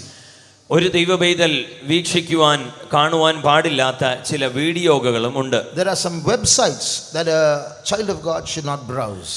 ഒരു ദൈവ പൈതൽ കടന്നു പോകുവാൻ പാടില്ലാത്ത ചില വെബ്സൈറ്റുകളും ഇന്റർനെറ്റിൽ ഉണ്ട്. There are some songs that a child of God should not sing or store in their mobile phones. ഒരു ദൈവ പൈതൽ കേൾക്കുവാനോ പാടുവാനോ അവരുടെ മൊബൈൽ ഫോണിൽ അത് സേവ് ചെയ്ത് വെക്കുവാനോ പാടില്ലാത്ത ചില ഗാനങ്ങളും ഉണ്ട്. There are some words that should not belong to the vocabulary of a child of God. ഒരു ദൈവ പൈതലിൻ്റെ നിഘണ്ടുവിൽ ആ പദശേഖരത്തിൽ ചേർക്കരുതാത്ത, ഉപയോഗിക്കരുതാത്ത ചില വാചകങ്ങളും വാക്കുകളുമുണ്ട്. There are some people whom children of God should not associate with. ദൈവമക്കൾ ഇടപഴകുവാൻ പാടില്ലാത്ത ചില ജനങ്ങളും ഉണ്ട്. There are some clothes that children of God should not wear. ദൈവമക്കൾ ധരിക്കുവാൻ പാടില്ലാത്ത ചില വസ്ത്രങ്ങളും ഉണ്ട്. What will happen എന്ത് സംഭവിക്കും when you do these or engage in these forbidden pleasures? ഇങ്ങനെയുള്ള വിലക്കപ്പെട്ട ചില സന്തോഷങ്ങളിൽ, ഉല്ലാസങ്ങളിൽ ഒരു ദൈവ പൈതൽ പങ്കെടുക്കുമ്പോൾ, That verse in Proverbs says, സദൃശ്യവാക്യത്തിലെ ആ വാക്യം ഇപ്രകാരം പറയുന്നു, in the beginning it's very colorful and attractive. ആരംഭത്തിൽ അത് വളരെ തിളങ്ങുന്നതും വളരെ ആകർഷകവുമാകുന്നു. It allures, it invites. അത് നമ്മെ അതിലേക്ക് വലിച്ച് അടുപ്പിക്കുവാനിടയാക്കും. But if you go and touch it, എന്നാൽ പോയി അത് തൊട്ടാൽ, if you go and experience it, അത് പോയി അനുഭവിച്ചാൽ, in the end it will sting you like a serpent, the next verse says. അടുത്ത വാക്യത്തിൽ പറഞ്ഞിരിക്കുന്നത് പോലെ ഒടുക്കം അത് സർപ്പം പോലെ കടിക്കും. What does it mean? അതിന്റെ അർത്ഥം എന്താണ്? It will poison your soul against Jesus. യേശുവിന് വിരോധമായി നിന്റെ പ്രാണനെ, നിന്റെ ആത്മാവിനുള്ളിൽ അത് വിഷം കുത്തിവെക്കും. Which means your love for Jesus will reduce and it will estrange you or cause you to divorce Jesus. അതിന്റെ അർത്ഥം യേശുവിനോടുള്ള നിങ്ങളുടെ സ്നേഹത്തിൽ കുറവ് വരികയും അങ്ങനെ ഒരു പിന്മാറ്റം സംഭവിച്ച് യേശുവിൽ നിന്നുള്ള വിവാഹമോചനമായിരിക്കും പിന്നീട് നടക്കുക. So how do you keep away from these forbidden pleasures which are so alluring? ആകയാൽ ഇങ്ങനെ വശീകരിക്കുവാൻ പോകുന്നതായ തരത്തിലുള്ള ഇങ്ങനെയുള്ള വിലക്കപ്പെട്ട സന്തോഷങ്ങളെ എങ്ങനെ ഒഴിവാക്കുവാൻ കഴിയും? Thy love is better than wine. നിന്റെ പ്രേമം വീഞ്ഞിലും രസകരമാകുന്നു. The love of Jesus is the answer to these things. ആകയാൽ യേശുവിന്റെ സ്നേഹമാകുന്നു, പ്രേമമാകുന്നു ഇതിനെല്ലാറ്റിനും ഉത്തരം. The more we learn to love Jesus, യേശുവിനെ എത്രയധികം സ്നേഹിക്കുവാൻ പഠിക്കുന്നുവോ, the less these attractive and forbidden wines allure us. അത്ര കുറവായിരിക്കും ഈ ലോകത്തിലെ വിലക്കപ്പെട്ട സന്തോഷങ്ങൾ നമ്മെ വശീകരിക്കുവാൻ ശ്രമിക്കുന്നത്. We'll come to this a little while later. അല്പം സമയത്തിന് ശേഷം അതിലേക്ക് നമുക്ക് കടന്നു വരാം. But there is a third thing that the wine represents in the Bible. വേദപുസ്തകത്തിൽ പറഞ്ഞിരിക്കുന്ന മൂന്നാമതൊരു തരം വീഞ്ഞുണ്ട്. Read Revelation chapter 14 and verse 10. വെളിപ്പാട് പുസ്തകം 14 അധ്യായം 10 വാക്യം. ദൈവകോപത്തിന്റെ പാത്രത്തിൽ കലർപ്പില്ലാതെ പകർന്നിരിക്കുന്ന ദൈവക്രോധ മദ്യം കുടിക്കേണ്ടി വരും. The same shall drink of the wine of the wrath of God, which is poured out without mixture into the cup of his. So here we read of the wine of the wrath of God. ഇവിടെ ദൈവ ക്രോധ മദ്യം എന്ന് വായിക്കുന്നു. This is going to be poured on the earth very soon. ഇത് എത്രയും വേഗം ഈ ഭൂമിയിലേക്ക് ഒഴിക്കപ്പെടുവാൻ, പകരപ്പെടുവാൻ പോകുന്നു. As we heard yesterday, this whole planet has divorced God and is turning against God. നാം ഇന്നലെ രാത്രികാലം കേട്ടതുപോലെ ഈ മുഴു ഗ്രഹവും ഭൂമിയും ദൈവത്തിൽ നിന്ന് വിവാഹമോചനം നേടി ദൈവത്തിന്റെ കോപത്തെ ക്ഷണിച്ചു വരുത്തുകയാകുന്നു. A huge war is going to take place. The Bible prophesies against Jesus. വേദപുസ്തകം പ്രവചിക്കുന്നു യേശുവിന് വിരോധമായി വലിയൊരു യുദ്ധം നടക്കുവാൻ പോകുന്നു. It's called the war of Armageddon. അതാകുന്നു ഹർമഗദോൻ യുദ്ധം എന്ന് വേദപുസ്തകം പറയുന്നത്. But before that, the whole world will turn antichrist. എന്നാൽ അതിനു മുമ്പേ ഈ മുഴു ലോകവും എതിർ ക്രിസ്തുവിൻ്റെ വിധത്തിൽ രീതിയിൽ ഇനിയും അത് ചലിക്കുവാൻ പോകുന്നു. So which means this world will have to face the consequences of turning against Jesus. അതിൻ്റെ അർത്ഥം ഇനിയും സംഭവിക്കുവാൻ പോകുന്നത് യേശുവിൽ നിന്ന് വിദൂരമായി പോയതിൻ്റെ പരിണത ഫലമായിരിക്കും. So that is also wine. ആകയാൽ അതിനെയും മദ്യം എന്ന് പറഞ്ഞിരിക്കുന്നു, അഥവാ വീഞ്ഞ് എന്ന് പറഞ്ഞിരിക്കുന്നു. But if we love Jesus, എന്നാൽ യേശുവിനെ സ്നേഹിച്ചാൽ we can avoid that wine. ആ മദ്യത്തിൽ നിന്നും ആ വീഞ്ഞിൽ നിന്നും ഒഴിവാകുവാനിടയാകും. That's why the Bible warns us, if you don't love Jesus, you are cursed. Maranatha. അതുകൊണ്ടാകുന്നു ദൈവവചനം ഇപ്രകാരം പറയുന്നത്, കർത്താവിനെ സ്നേഹിക്കാത്തവൻ ഏവനും ശപിക്കപ്പെട്ടവൻ. മാറാനാഥ, നമ്മുടെ കർത്താവ് വരുന്നു. That means if you don't love Jesus, you will have to drink that wine of the wrath of God. അതിൻ്റെ അർത്ഥം നിങ്ങൾ യേശുവിനെ സ്നേഹിച്ചില്ല എങ്കിൽ ദൈവ ക്രോധ മദ്യമാകുന്ന ആ പീഡ നിങ്ങൾ അനുഭവിക്കേണ്ടി വരും. That word Maranatha in the English Bible, Maranatha എന്ന വാക്ക് ഇംഗ്ലീഷ് വേദപുസ്തകത്തിൽ, in Malayalam it says the Lord is coming. മലയാളത്തിൽ നമ്മുടെ കർത്താവ് വരുന്നു എന്ന് തന്നെ എഴുതിയിരിക്കുന്നു. But it is in a judgmental sense that word is written. എന്നാൽ ന്യായവിധിയുടെ രീതിയിലാകുന്നു ഈ വാക്ക് ഇവിടെ ഈ വചനത്തിൽ ചേർത്തിരിക്കുന്നത്. So that word Maranatha, the Lord is coming, is in a judgmental sense, not a happy sense. Jesus is coming, so let's get ready, we are going. അതായത് മാറാനാഥ, നമ്മുടെ കർത്താവ് വരുന്നു എന്ന് പറയുന്നത് സന്തോഷപ്രദമായ ഒരു രീതിയിലല്ല, മറിച്ച് നമ്മുടെ കർത്താവ് വരുന്നു, അതൊരു ന്യായവിധി എന്നുള്ള മുന്നറിയിപ്പാണ് ഈ വചനത്തിൽ ഉൾക്കൊണ്ടിരിക്കുന്നത്. So his love is better than wine. അതെ, അവന്റെ പ്രേമം വീഞ്ഞിലും രസകരമാകുന്നു. Now we are going to move to another step on how to romance with God. ഇപ്പോൾ മറ്റൊരു പടിയിലേക്ക്, ഒരു ചുവടിലേക്ക് നമുക്ക് കടന്നു പോകാം. എങ്ങനെ ദൈവത്തെ നമുക്ക് വാസ്തവമായി സ്നേഹിക്കുവാൻ, പ്രണയിക്കുവാൻ കഴിയും? So we are going to focus our attention on the Song of Solomon and study how to further romance with God. എങ്ങനെയാകുന്നു തുടർന്ന് നാം ദൈവത്തോട് ഈ പ്രേമത്തിൽ ആയിരിക്കേണ്ടുന്നത് എന്ന് ഉത്തമഗീതത്തിലെ ചില വചനങ്ങളെ ആസ്പദമാക്കി നമുക്ക് ചിന്തിക്കാം. We are going to do this in 3 steps. 3 പടികളിൽ നാം ഇത് ചെയ്യുവാൻ പോകുന്നു. Step 1. ഒന്നാമത്തെ പടി, we have to learn how to turn away from the vanities of this world. ഈ ലോകത്തിന്റെ മായ വഞ്ചനകളിൽ നിന്ന് ഒഴിഞ്ഞു പോകേണ്ടുന്നത് എങ്ങനെയെന്ന് നാം പഠിച്ചിരിക്കണം. Step 2. രണ്ടാമത്തെ പടി, we have to learn how to appreciate God's beauty. ദൈവത്തിന്റെ സൗന്ദര്യത്തെ എങ്ങനെ അഭിനന്ദിക്കണമെന്ന് നാം അറിഞ്ഞിരിക്കണം, അഥവാ പഠിച്ചിരിക്കണം. Or learn to be attracted towards God. അല്ലെങ്കിൽ ദൈവത്തോട് എങ്ങനെ ആകർഷിക്കപ്പെടണം എന്നുള്ള കാര്യം അറിഞ്ഞിരിക്കണം. 3. മൂന്നാമത്, we have to learn to attract Jesus. യേശുവിനെ നമ്മുടെ അടുക്കലേക്ക് നാം ആകർഷിച്ചു കൊണ്ടുവരുവാനും പഠിക്കണം. I'll say it again. വീണ്ടും ഒരു പ്രാവശ്യം കൂടി ഞാൻ പറയാം. Step 1, turning our attention away from the vanities of this world. ഒന്നാമത്തെ പടി, ഈ ലോകത്തിന്റെ സകലമായ വലകളിൽ നിന്നും നമ്മുടെ ശ്രദ്ധയെ തിരിച്ചു കൊണ്ടുവരണം. Step 2, learning how to get attracted to God or appreciate Jesus' beauty.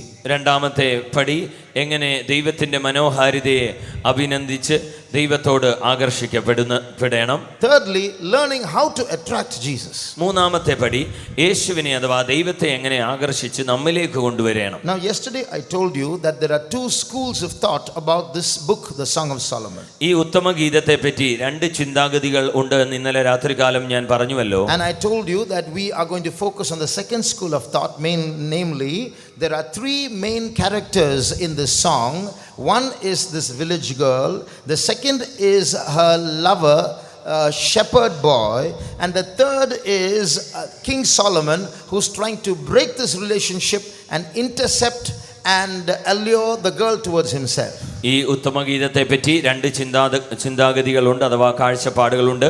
അതിൽ രണ്ടാമത്തേതാകുന്നു നാം പിൻപറ്റുന്നത്. ഇന്നലെ രാത്രികാലം ഞാൻ പറഞ്ഞു, അതായത് ഈ ഉത്തമഗീതത്തിൽ പ്രധാനപ്പെട്ട 3 വ്യക്തികളുണ്ട്. ഒന്ന് ഈ ഗ്രാമീണ പെൺകുട്ടിയായ ശൂനേംകാരത്തി, 2 ഒരു ഇടയ ബാലൻ, 3 ശലോമോൻ രാജാവ് അവൻ ഈ ഗ്രാമീണ പെൺകുട്ടിയുടെയും ഇടയ ബാലൻ്റെയും പ്രേമത്തിനിടയ്ക്ക് തടസ്സം നിന്നുകൊണ്ട് ഏതുവിധേനയും അവളെ അവനിലേക്ക് വശീകരിച്ചു കൊണ്ടുവരുവാൻ ശ്രമിക്കുന്നു. We will see 2 verses to prove this. ഇത് തെളിയിക്കുവാൻ 2 വചനങ്ങൾ നമുക്ക് നോക്കാം. Read Song of Solomon chapter 1 and verse 4. ഉത്തമഗീതം 1-ാം അധ്യായം 4-ാം വാക്യം. നിന്റെ പിന്നാലെ എന്നെ വലിക്ക, നാം ഓടിപ്പോക, രാജാവ് എന്നെ പള്ളി അറകളിലേക്ക് കൊണ്ടുവന്നിരിക്കുന്നു, ഞങ്ങൾ നിന്നിൽ ഉല്ലസിച്ചാനന്ദിക്കും. Draw me, we will run after thee.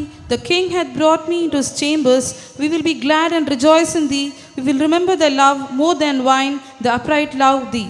We will remember thy love more than wine, the upright നിന്റെ love. പ്രേമത്തെ വീഞ്ഞിനേക്കാൾ ശ്ലാഘിക്കും, നിന്നെ സ്നേഹിക്കുന്നത് ഉചിതം തന്നെ. So we are going to divide this verse into 5 parts. ആകയാൽ ഈ വചനത്തെ നാം 5 ഭാഗമായി തിരിക്കാം. 1. Draw me, we will run after thee. 1. നിന്റെ പിന്നാലെ എന്നെ വലിക്ക, നാം ഓടിപ്പോകാം.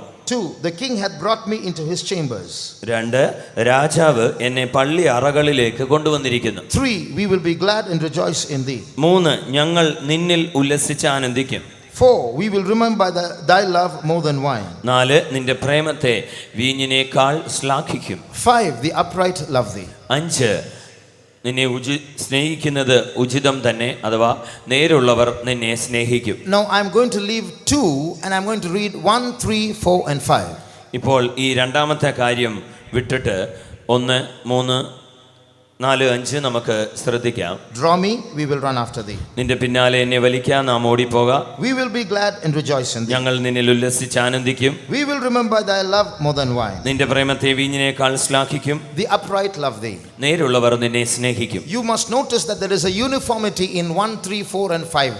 We, the communication. ആകയാൽ ഈ 1, 3, 4, 5 വാക്യങ്ങളായി തിരിച്ച് നാം ചിന്തിക്കുമ്പോൾ ഇതിലൊരു ഐക്യത, ഇത് എല്ലാം ഒരുമിച്ച് ബന്ധപ്പെട്ടിരിക്കുന്ന, ചേർന്നിരിക്കുന്നത് നമുക്ക്, അഥവാ ഞങ്ങൾ, നിങ്ങൾ എന്നുള്ള അനുഭവത്തിൽ കാണുന്നു. In every sentence it's we, thee, we, thee. എല്ലാ വാക്യത്തിലും വാചകങ്ങളിലും ഞങ്ങൾ, നിങ്ങൾ എന്നുള്ള അനുഭവത്തിൽ കാണുന്നു. But the part 2 seems to be different. The king has brought me into his chambers. എന്നാൽ രണ്ടാമത്തെ ഭാഗം അത് വ്യത്യസ്തമാണ്. രാജാവ് എന്നെ പള്ളിയറകളിലേക്ക് കൊണ്ടുവന്നിരിക്കുന്നു. So what do we understand? ഇതിൽ നിന്ന് എന്താണ് മനസ്സിലാക്കുന്നത്? The Shulamite girl is talking here in this verse. ഇവിടെ ശൂനേംകാരത്തിയായ സ്ത്രീ, പെൺകുട്ടിയാകുന്നു സംസാരിക്കുന്നത്. She is talking to someone in the second person saying you, thee. തൻ്റെ ആ വ്യക്തിയെ നീ എന്നുള്ള വിധത്തിൽ ആ വ്യക്തിയെ രണ്ടാമത്തെ സ്ഥാനത്തിൽ കൊണ്ടുവന്നാകുന്നു അവൾ സംസാരിക്കുന്നത്. You allure us, we'll come running after you. നീ എന്നെ വലിക്കുക, വശീകരിക്കുക, നമുക്ക് ഒരുമിച്ച് ഓടിപ്പോകാം. Then we'll be glad and rejoice in you. അങ്ങനെ ഞങ്ങൾ ഒരുമിച്ച് നിന്നിൽ ഉല്ലസിക്കും. She is telling we. Who is that we? ഇവിടെ ഞങ്ങൾ നമ്മൾ പറയുമ്പോൾ ആരാകുന്നു? That we includes the virgins of the previous verse.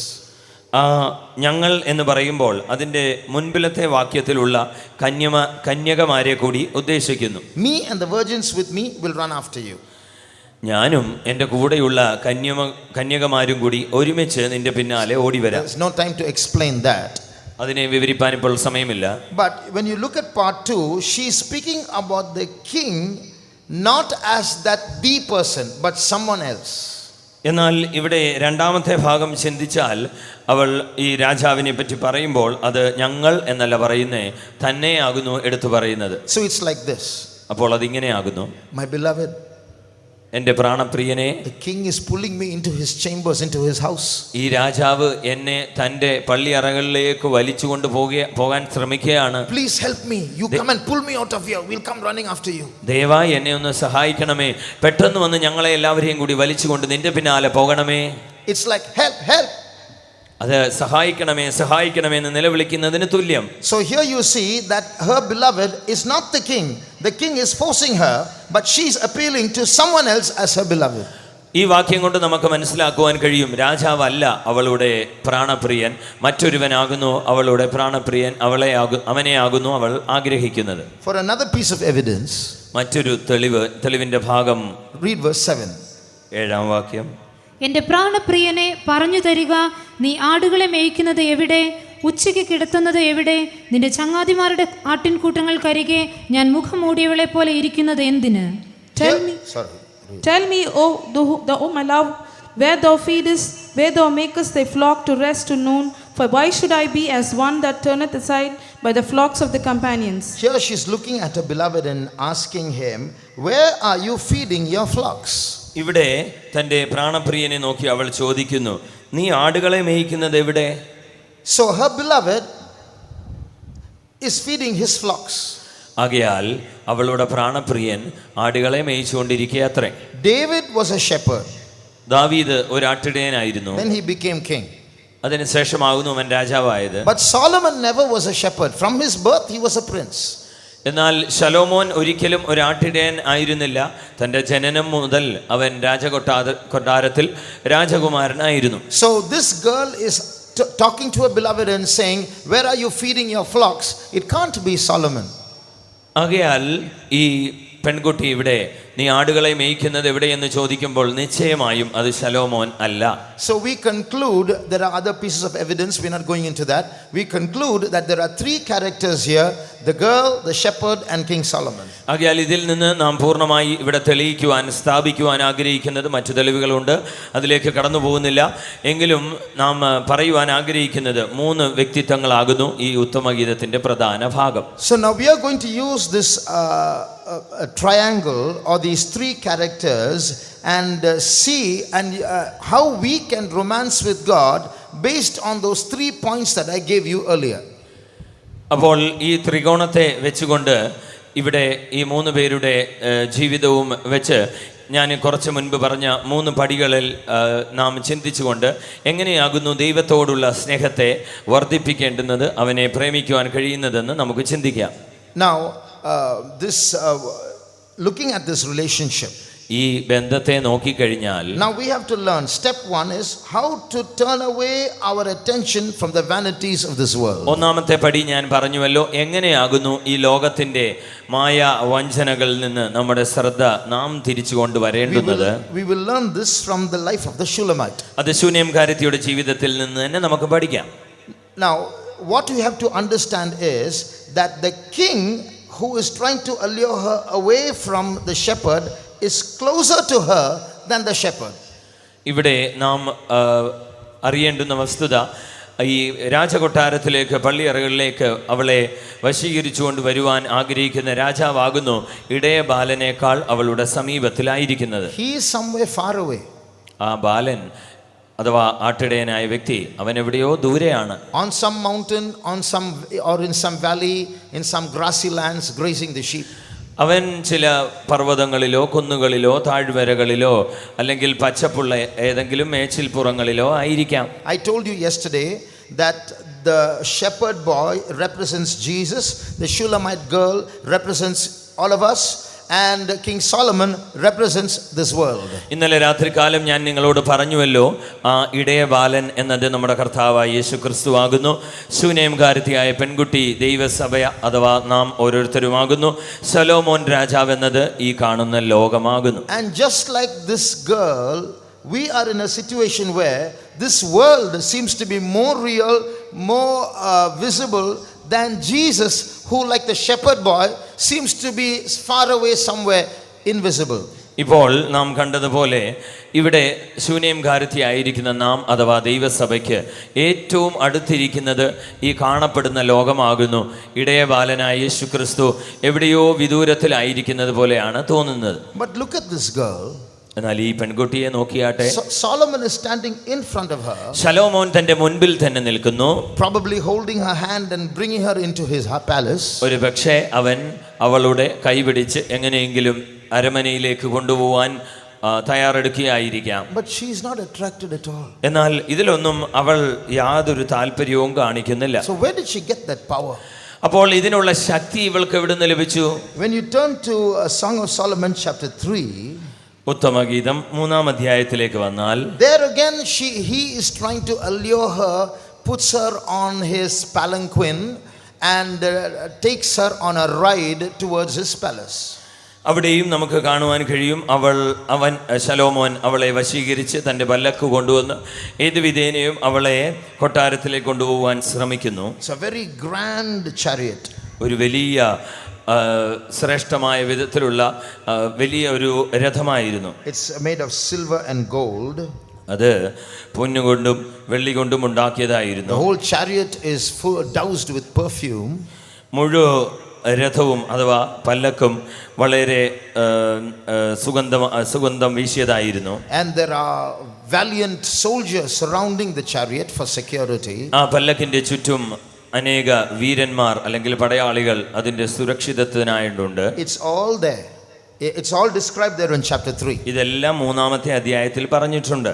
But then her heart is not going after him.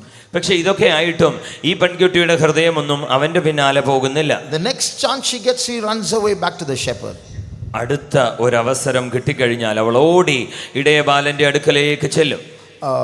So we also should learn not to get attracted by this world. ആകയാൽ ഈ വിധത്തിൽ ഈ ലോകത്തിലെ മായകളിലേക്ക് നാമും ആകർഷിക്കപ്പെടാതിരിക്കുവാൻ പഠിക്കണം. Just like King Solomon, രാജാവായ ശലോമോനെ പോലെ this world tries to play the role of a second husband and deviate us from our love to our one husband, Christ. ഈ ലോകം എന്നത് നമ്മുടെ ഒരു രണ്ടാം ഭർത്താവിനെ പോലെ നമ്മുടെ ആദ്യ ഭർത്താവാകുന്ന അഥവാ ഏകപുരുഷനായിരിക്കുന്ന ക്രിസ്തുവിൽ നിന്ന് നമ്മുടെ ശ്രദ്ധയെ തിരിച്ചു കൊണ്ടുപോകാൻ ശ്രമിക്കുന്ന ഒരു അന്യശക്തിയാകുന്നു. If you turn to Psalm 119 and read verse 37, 119-ാം സങ്കീർത്തനം 37-ാം വാക്യം വായിച്ചാൽ, വ്യാജത്തെ നോക്കാതവണ്ണം എൻ്റെ കണ്ണുകളെ തിരിച്ച് നിന്റെ വഴികളിൽ എന്നെ ജീവിപ്പിക്കണമേ. Turn away mine eyes from beholding vanity, and quicken thou me in thy way. this world has an attraction, a design that is so beautiful that the psalmist himself is saying, Lord, I am not able to turn away my eyes by myself. You please turn away my eyes. ഈ ലോകത്തിന് വഞ്ചിക്കുന്ന ഒരു മായ വലയം ഉണ്ട്, അഥവാ അത് രൂപകൽപ്പന ചെയ്തിരിക്കുന്നത് തന്നെ അങ്ങനെയാകുന്നു. എന്നാൽ സങ്കീർത്തനക്കാരൻ പോലും പറയുന്നു, കർത്താവേ, ഈ വ്യാജത്തെ, ഈ മായയെ നോക്കാതെ വണ്ണം നീ എൻ്റെ കണ്ണുകളെ തിരിക്കണമേ. This world is getting more and more beautiful through each day. ഓരോ ദിവസം കടന്നു ചെല്ലും തോറും ഈ ലോകം അധികം സൗന്ദര്യമുള്ളതായി തീരുന്നു. Dresses, cars, watches, clothes and houses, and everything is getting more and more beautiful. വസ്ത്രങ്ങൾ, നിറങ്ങൾ, വാച്ചുകൾ, വീടുകൾ, വാഹനങ്ങൾ എല്ലാം ഓരോ ദിവസവും ചെല്ലുന്തോറും മനോഹാരിത കൂടി വരുന്നു. And everyone wants the latest. എല്ലാവർക്കും ആവശ്യം ആധുനികമായത് ആണല്ലോ. But we must remember, this world is our enemy. എന്നാൽ നാം ഓർത്തിരിക്കേണ്ടുന്ന പ്രധാന വസ്തുത ഇതാണ്, ഈ ലോകം നമ്മുടെ ശത്രുവാകുന്നു. That is why the psalmist is pleading, turn away my eyes from that vanity and quicken thou me in thy way, which means if he goes after that vanity, he will not go after God's way. ഇവിടെ സങ്കീർത്തനക്കാരൻ ദൈവത്തോട് അപേക്ഷിക്കുന്നത് ഇതാണ്, വ്യാജത്തെ നോക്കാതെ വണ്ണം തൻ്റെ കണ്ണുകളെ തിരിച്ച് നിന്റെ വഴികളിൽ എന്നെ ജീവിപ്പിക്കണം. അതായത് അത് അങ്ങനെ ജീവിപ്പിച്ചില്ലെങ്കിൽ ഞാൻ എൻ്റെ വഴികൾ വ്യാജത്തിലേക്ക് കൊണ്ടുപോകും. So this world is designed, is an agent of hell to separate us from our husband Jesus. ആകയാൽ നമ്മുടെ ഭർത്താവായ യേശുവിൽ നിന്ന് നമ്മെ വേർപിരിക്കേണ്ടതിനുള്ള പ്രധാനപ്പെട്ട ഒരു ഏജന്റായി ആകുന്നു ലോകത്തിന്റെ ശക്തി. That's why you can't have Jesus and the world. അതുകൊണ്ടാകുന്നു യേശുവും ലോകവും ഒരേ സമയത്ത് നമ്മെ കൊണ്ട് കഴിയുകയില്ല എന്ന് പറയുന്നത്. That's why Jesus is screaming through the scriptures at us saying, don't love the world or the things of the world. അതുകൊണ്ടാകുന്നു യേശുക്രിസ്തു തിരുവെഴുത്തിൽ കൂടി അലറി വിളിച്ചു പറയുന്നത്, ദയവായി നിങ്ങൾ ലോകത്തെയും ലോകത്തിനുള്ളതിനെയും സ്നേഹിക്കരുത്. You adulterers, you adulteresses, do you not know that friendship with the world is enmity with God? വ്യഭിചാരികളെ, വ്യഭിചാരിണികളായുള്ളവരെ, ലോകസ്നേഹം ദൈവത്തോട് ശത്രുത്വമാകുന്നുവെന്ന് നിങ്ങൾ അറിയുന്നില്ലയോ? So look at our first husband screaming at us, the bride, and saying, don't go after those things. ആകയാൽ നമ്മുടെ ഒന്നാമത്തെ ഭർത്താവ് അഥവാ യേശുക്രിസ്തു നമ്മെ നോക്കി നീ അതിന്റെ പുറകെ പോകരുതെന്ന് അലറി നിലവിളിച്ച് കൽപ്പിക്കുന്നത് നിനക്ക് കേൾക്കുവാൻ കഴിയില്ലേ? When you read from 2 Corinthians chapter 11, 2 കൊരിന്ത്യർ 11-ാം അധ്യായത്തിലേക്ക് നമ്മുടെ ശ്രദ്ധയെ കൊണ്ടുവന്നാൽ, St. Paul is expressing his fear there. വിശുദ്ധ പൗലോസ് അവിടെ തന്റെ ഒരു ഭയത്തെ പറ്റി എടുത്തു പറയുന്നു. He says there is a serpent who's trying to distract you from your husband Jesus Christ. താൻ പറയുന്നു, നിങ്ങളുടെ മനസ്സ് ക്രിസ്തുവിൻ്റെ ഏകാഗ്രത വിട്ട് വഷളാക്കുവാൻ ശ്രമിക്കുന്ന ഒരു സർപ്പം ഉണ്ട്. Read that verse, please. എന്നാൽ സർപ്പം ഹവ്വയെ ഉപായത്താൽ ചതിച്ചതുപോലെ നിങ്ങളുടെ മനസ്സ് ക്രിസ്തുവിനോടുള്ള ഏകാഗ്രതയും നിർമ്മലതയും വിട്ട് വഷളായി പോകുമോ എന്ന് ഞാൻ ഭയപ്പെടുന്നു. But I fear lest by any means, as the serpent beguiled Eve through the subtlety, so your minds should be corrupted from the simplicity that is in Christ. There is a word there in that verse. ആ വാക്കിൽ ഒരു ലോകമുണ്ട്. In English, in Malayalam, it is purity and single-minded devotion. മലയാളത്തിൽ ഏകാഗ്രതയും നിർമ്മലതയും എന്നുള്ള വാക്കേ ഉള്ളൂ. In English, it is called simplicity. എന്നാൽ ഇംഗ്ലീഷിൽ ലാളിത്യം എന്നർത്ഥം വരുന്ന ഒരു വാക്ക് ഉപയോഗിച്ചിരിക്കുന്നു. That means Christ is a simple person. അതിൻ്റെ അർത്ഥം ക്രിസ്തു വളരെ ലളിതമായ ഒരു വ്യക്തിയാകുന്നു. He's not a show off, he's not worldly, he does not go after the fashions of this world. അവൻ തന്നെ വെളിപ്പെടുത്തി കാണിക്കുന്നവനോ ലോകത്തിൻ്റെ ആഡംബരങ്ങളിലോ ആ വിധത്തിൽ തന്നെ വെളിപ്പെടുത്തുന്ന ഒരു വ്യക്തിയായിട്ടല്ല. Not only is Christ simple, he loves simplicity. അവൻ ലളിതമായി ജീവിക്കുന്നവൻ എന്ന് മാത്രമല്ല, അവൻ സ്നേഹിക്കുന്നതും ലാളിത്യത്തെ ആകുന്നു. So if we are his bride, we should want to please him. ആകയാൽ നാം അവൻ്റെ മണവാട്ടിയാകുന്നുവെങ്കിൽ നാം അവനെ ആകുന്നു പ്രസാദിപ്പിക്കേണ്ടുന്നത്. But who are we pleasing when we buy the latest stuff? എന്നാൽ ഏറ്റവും ആധുനികമായ ഒരു കാര്യം, ഒരു വസ്തു നാം വാങ്ങുമ്പോൾ നാം ആരെയാണ് പ്രസാദിപ്പിക്കുന്നത്? We are pleasing the world. We want everyone around us, our relatives, our friends in society, to look at us, to look up to us, and to let them know who we are so high in society. And we compete with the world at the cost of displeasing God. ആകയാൽ ദൈവത്തെ പ്രസാദിപ്പിക്കാത്ത, അവന് ദുഃഖം വരുന്ന വിധത്തിലാകുന്നു നാം ലോകത്തിൻ്റെ ഓരോ കാര്യങ്ങൾ, ആധുനികമായ കാര്യങ്ങൾ വാങ്ങിച്ചു കൂട്ടി മറ്റുള്ളവരുടെ മുമ്പിൽ നമ്മുടെ സ്ഥാനവും വിലയും മാനവും വെളിപ്പെടുത്തേണ്ടതിന് നാം ചെയ്യുമ്പോൾ നടക്കുന്നത്. So Jesus is sad, the world is smiling at us. ആ സമയം യേശു ഒരു വശത്ത് ദുഃഖത്തോടെ വ്യാകുലത്തോടെ ആയിരിക്കുന്നു, മറുവശത്ത് ലോകം നിങ്ങളെ നോക്കി ചിരിക്കുന്നു. That is why Jesus screams at us. Do you not know that friendship with the world is enmity with God? He says, you adulterers. That means you've divorced me and you're getting married to your second husband. അതുകൊണ്ടാകുന്നു യേശു ഇപ്രകാരം നിലവിളിക്കുന്നത്, ലോക സ്നേഹം ദൈവത്തോട് ശത്രുത്വം ആകുന്നുവെന്ന് നിങ്ങൾ അറിയുന്നില്ലയോ വ്യഭിചാരിണികൾ ആയുള്ളവരെ. അഥവാ അതിൻ്റെ അർത്ഥം, നിങ്ങൾ എന്നെ വിട്ട് മറ്റൊരു ഭർത്താവിൻ്റെ കൂടെ പോയിരിക്കുന്നു. So if we love this world, we are committing adultery. ആകയാൽ നാം ഈ ലോകത്തെ സ്നേഹിച്ചാൽ നാം വ്യഭിചാരം ചെയ്യുകയാകുന്നു. It's not wrong to buy a car. ഒരു കാറ് വാങ്ങുന്നത് തെറ്റല്ല. It's not wrong to buy clothes. ഒരു വസ്ത്രം വാങ്ങുന്നത് അത് തെറ്റല്ല. But the Bible says, don't love your car, don't love your clothes. എന്നാൽ അതേസമയം വേദപുസ്തകം പറയുന്നത് എന്താണ്? നിങ്ങൾ കാറിനെ സ്നേഹിക്കരുത്, വസ്ത്രത്തെ സ്നേഹിക്കരുത്. If you're going to look at the design and the color and the appearance and imagine how you're going to sit in it and wear those black glasses and look at everyone watching you enviously, you are committing adultery.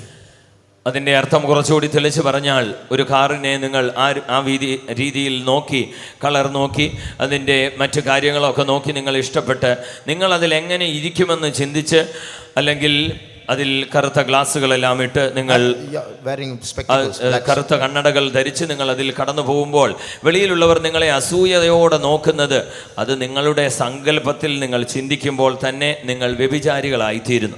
So we have to be very careful in maintaining our hearts. You're making Jesus cry while you are happy and others are happy. That's not the character of the bride. അതുകൊണ്ട് ഈ കാര്യത്തിൽ നിങ്ങൾ വളരെ ശ്രദ്ധാലുക്കളായിരിക്കണം. യേശുവിനെ കരയിപ്പിച്ചുകൊണ്ട് നിങ്ങളും സന്തോഷിക്കും, നിങ്ങളോട് കൂടെയുള്ളവരും ഒരുപക്ഷെ സന്തോഷിക്കും. അതല്ല ഒരു മണവാട്ടിയുടെ സ്വഭാവം. So turn away my eyes from beholding vanity and quicken thou me in thy way. ആകയാൽ വ്യാജത്തെ നോക്കാതെ വണ്ണം എൻ്റെ കണ്ണുകളെ തിരിച്ച് നിന്റെ വഴികളിൽ എന്നെ ജീവിപ്പിക്കണമേ. The second step, രണ്ടാമത്തെ പടി, is we have to learn to appreciate the beauty of Jesus. നമ്മുടെ യേശുവിന്റെ സൗന്ദര്യം അഥവാ മനോഹാരിത അഭിനന്ദിക്കുവാൻ നാം പഠിക്കണം. You see, the beauty of Jesus is an invisible beauty but a very real beauty. യേശുവിന്റെ സൗന്ദര്യം എന്നത് വളരെ അദൃശ്യമാകുന്നു, പക്ഷേ അത് യാഥാർത്ഥ്യമായ സൗന്ദര്യമാകുന്നു. You may ask, how can we see invisible beauty? But the truth is, saints have seen that beauty. നിങ്ങൾ ഒരുപക്ഷെ ചോദിച്ചേക്കാം, ഇങ്ങനെയുള്ള അദൃശ്യമായ ഒരു സൗന്ദര്യത്തെ എങ്ങനെ കാണുവാൻ കഴിയും? പക്ഷേ സത്യം തുറന്നു പറയട്ടെ, വിശുദ്ധന്മാർ അവന്റെ സൗന്ദര്യം അദൃശ്യമായ വിധത്തിൽ കണ്ടിട്ടുണ്ട്. The beauty of this world and the beauty of Jesus are directly opposed to each other. യേശുവിന്റെ സൗന്ദര്യവും ലോകത്തിന്റെ സൗന്ദര്യവും തമ്മിൽ നേർ വിപരീതമാകുന്നു. That means if your heart appreciates the beauty of Jesus, the beauty of this world, you will never appreciate the beauty of Jesus. അതിന്റെ അർത്ഥം, നിങ്ങൾ ഈ ലോകത്തിന്റെ സൗന്ദര്യത്തെ അഭിനന്ദിച്ച് അതിന്റെ പിന്നാലെ പോയി കഴിഞ്ഞാൽ ഒരു നാളും യേശുവിന്റെ സൗന്ദര്യത്തെ അഭിനന്ദിക്കുവാൻ കഴിയുകയില്ല. If a car looks beautiful to you, if clothes look beautiful to you, if buildings look beautiful to you, you are going to struggle in discovering the beauty of Jesus.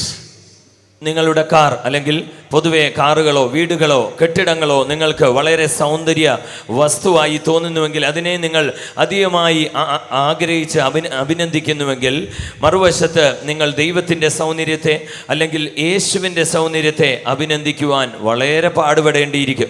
Conversely, if you appreciate the beauty of Jesus, all the other worldly beauty you will not appreciate. It will all be vanity. മറുവശം ചിന്തിച്ചാൽ, യേശുവിൻ്റെ സൗന്ദര്യത്തെ വാസ്തവമായി ആഗ്രഹിച്ച് അതിനെ അഭിനന്ദിച്ചാൽ, മറുവശത്തുള്ള ലോകത്തിൻ്റെ ഏത് സൗന്ദര്യമായിക്കൊള്ളട്ടെ അതിനെ വെറും മായയായി തള്ളിക്കളയുവാൻ നിങ്ങൾക്ക് കഴിയും. One day the disciples and Jesus were walking. ഒരിക്കൽ യേശുവും ശിഷ്യന്മാരും കൂടി നടന്നു പോകുകയായിരുന്നു. And the disciples told Jesus, "See that temple, Jesus, how beautiful it is, isn't it?" ഉടനെ ശിഷ്യന്മാരിൽ എല്ലാവരും കൂടി യേശുവിനോട് പറയുന്നു, ആ ആലയം മന്ദിരം നോക്കിയാട്ടെ, എത്രയോ മനോഹാരിതയാണ്. Jesus said, "Yeah, very beautiful." യേശു പറഞ്ഞു, അതെ, വളരെ സൗന്ദര്യമുണ്ടല്ലോ. He didn't say that. അങ്ങനെ പറഞ്ഞില്ല. He said, "You see that building? ആ കെട്ടിടം കണ്ടോ? The day is coming when not one stone will be on another."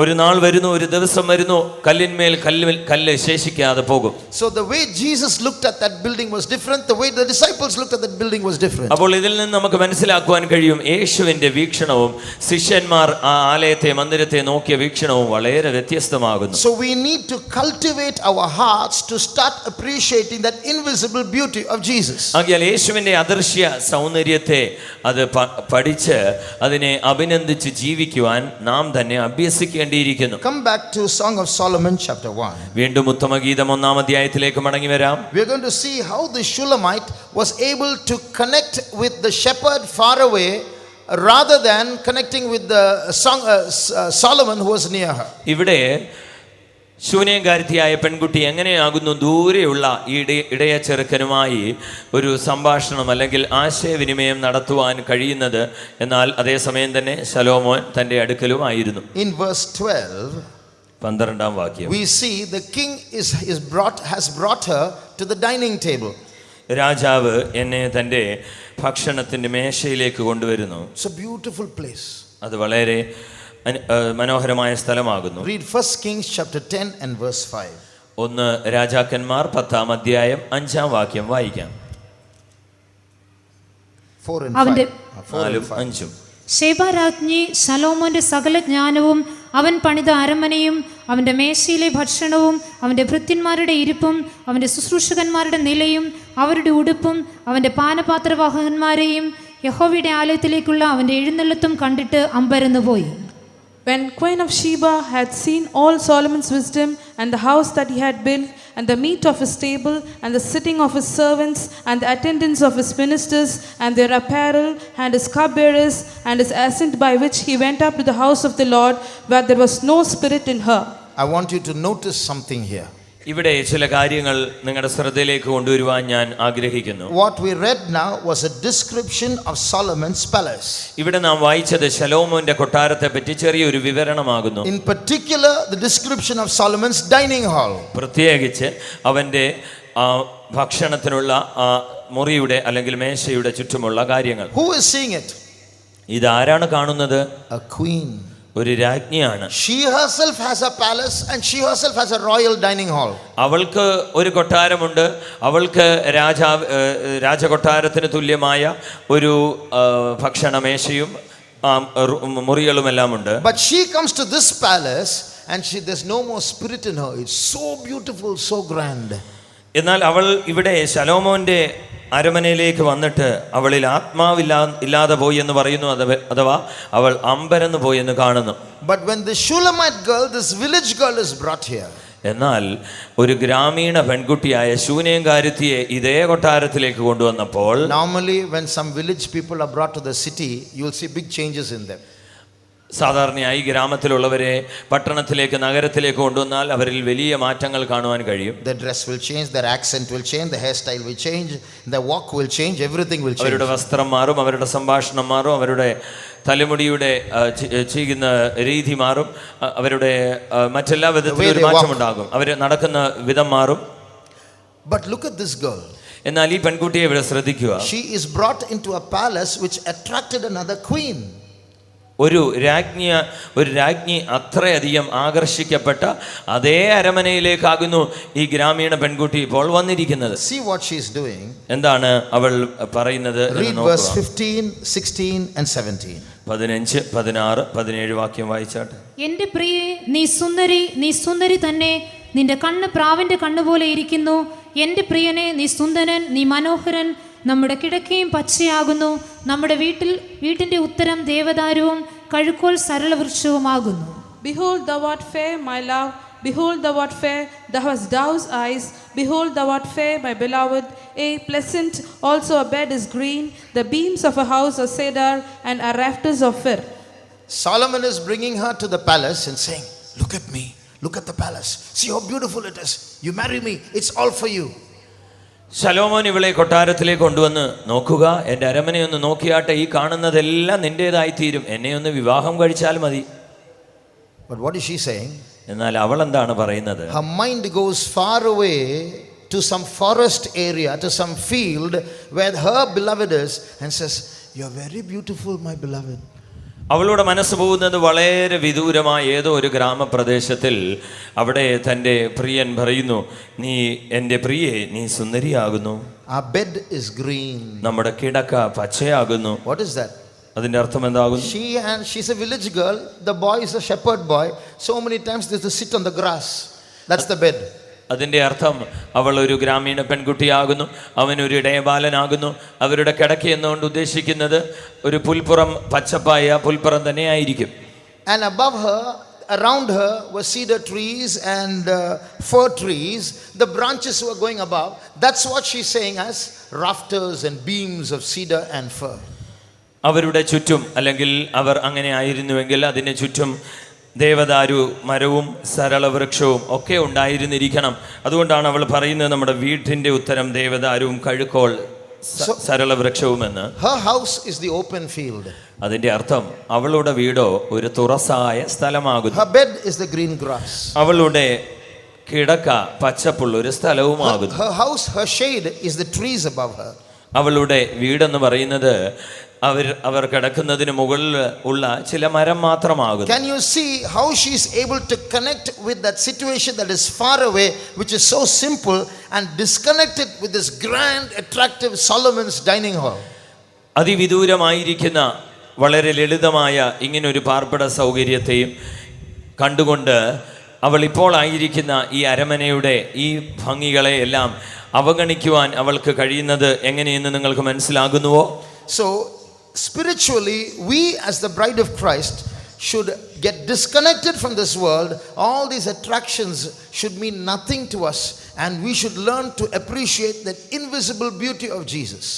ആകയാൽ ആത്മീയമായി പറഞ്ഞു കഴിഞ്ഞാൽ നാമും ഈ ലോകത്തിൻ്റെ താൽക്കാലിക ഭംഗികളും അലങ്കാരങ്ങളും സൗന്ദര്യത്തെ എല്ലാം അവഗണിച്ചുകൊണ്ട്, ബന്ധം വിച്ഛേദിച്ചുകൊണ്ട് നമ്മുടെ പ്രിയനായ കർത്താവിൻ്റെ സൗന്ദര്യത്തെ അഭിനന്ദിക്കുവാൻ പഠിക്കണം. When I came to this ministry, ഞാൻ ഈ ശുശ്രൂഷയിലേക്ക് വന്നപ്പോൾ God called me to this ministry through Psalm 27 verse 4. 27 സങ്കീർത്തനം 4 വാക്യം മുഖാന്തരമാകുന്നു ദൈവം എന്നെ ഈ ശുശ്രൂഷയിലേക്ക് വിളിച്ചത്. Read that verse please. ആ വാക്യം ഒന്ന് വായിച്ചാട്ടെ. ഞാൻ യഹോവയോട് ഒരു കാര്യം അപേക്ഷിച്ചു, അത് തന്നെ ഞാൻ ആഗ്രഹിക്കുന്നു.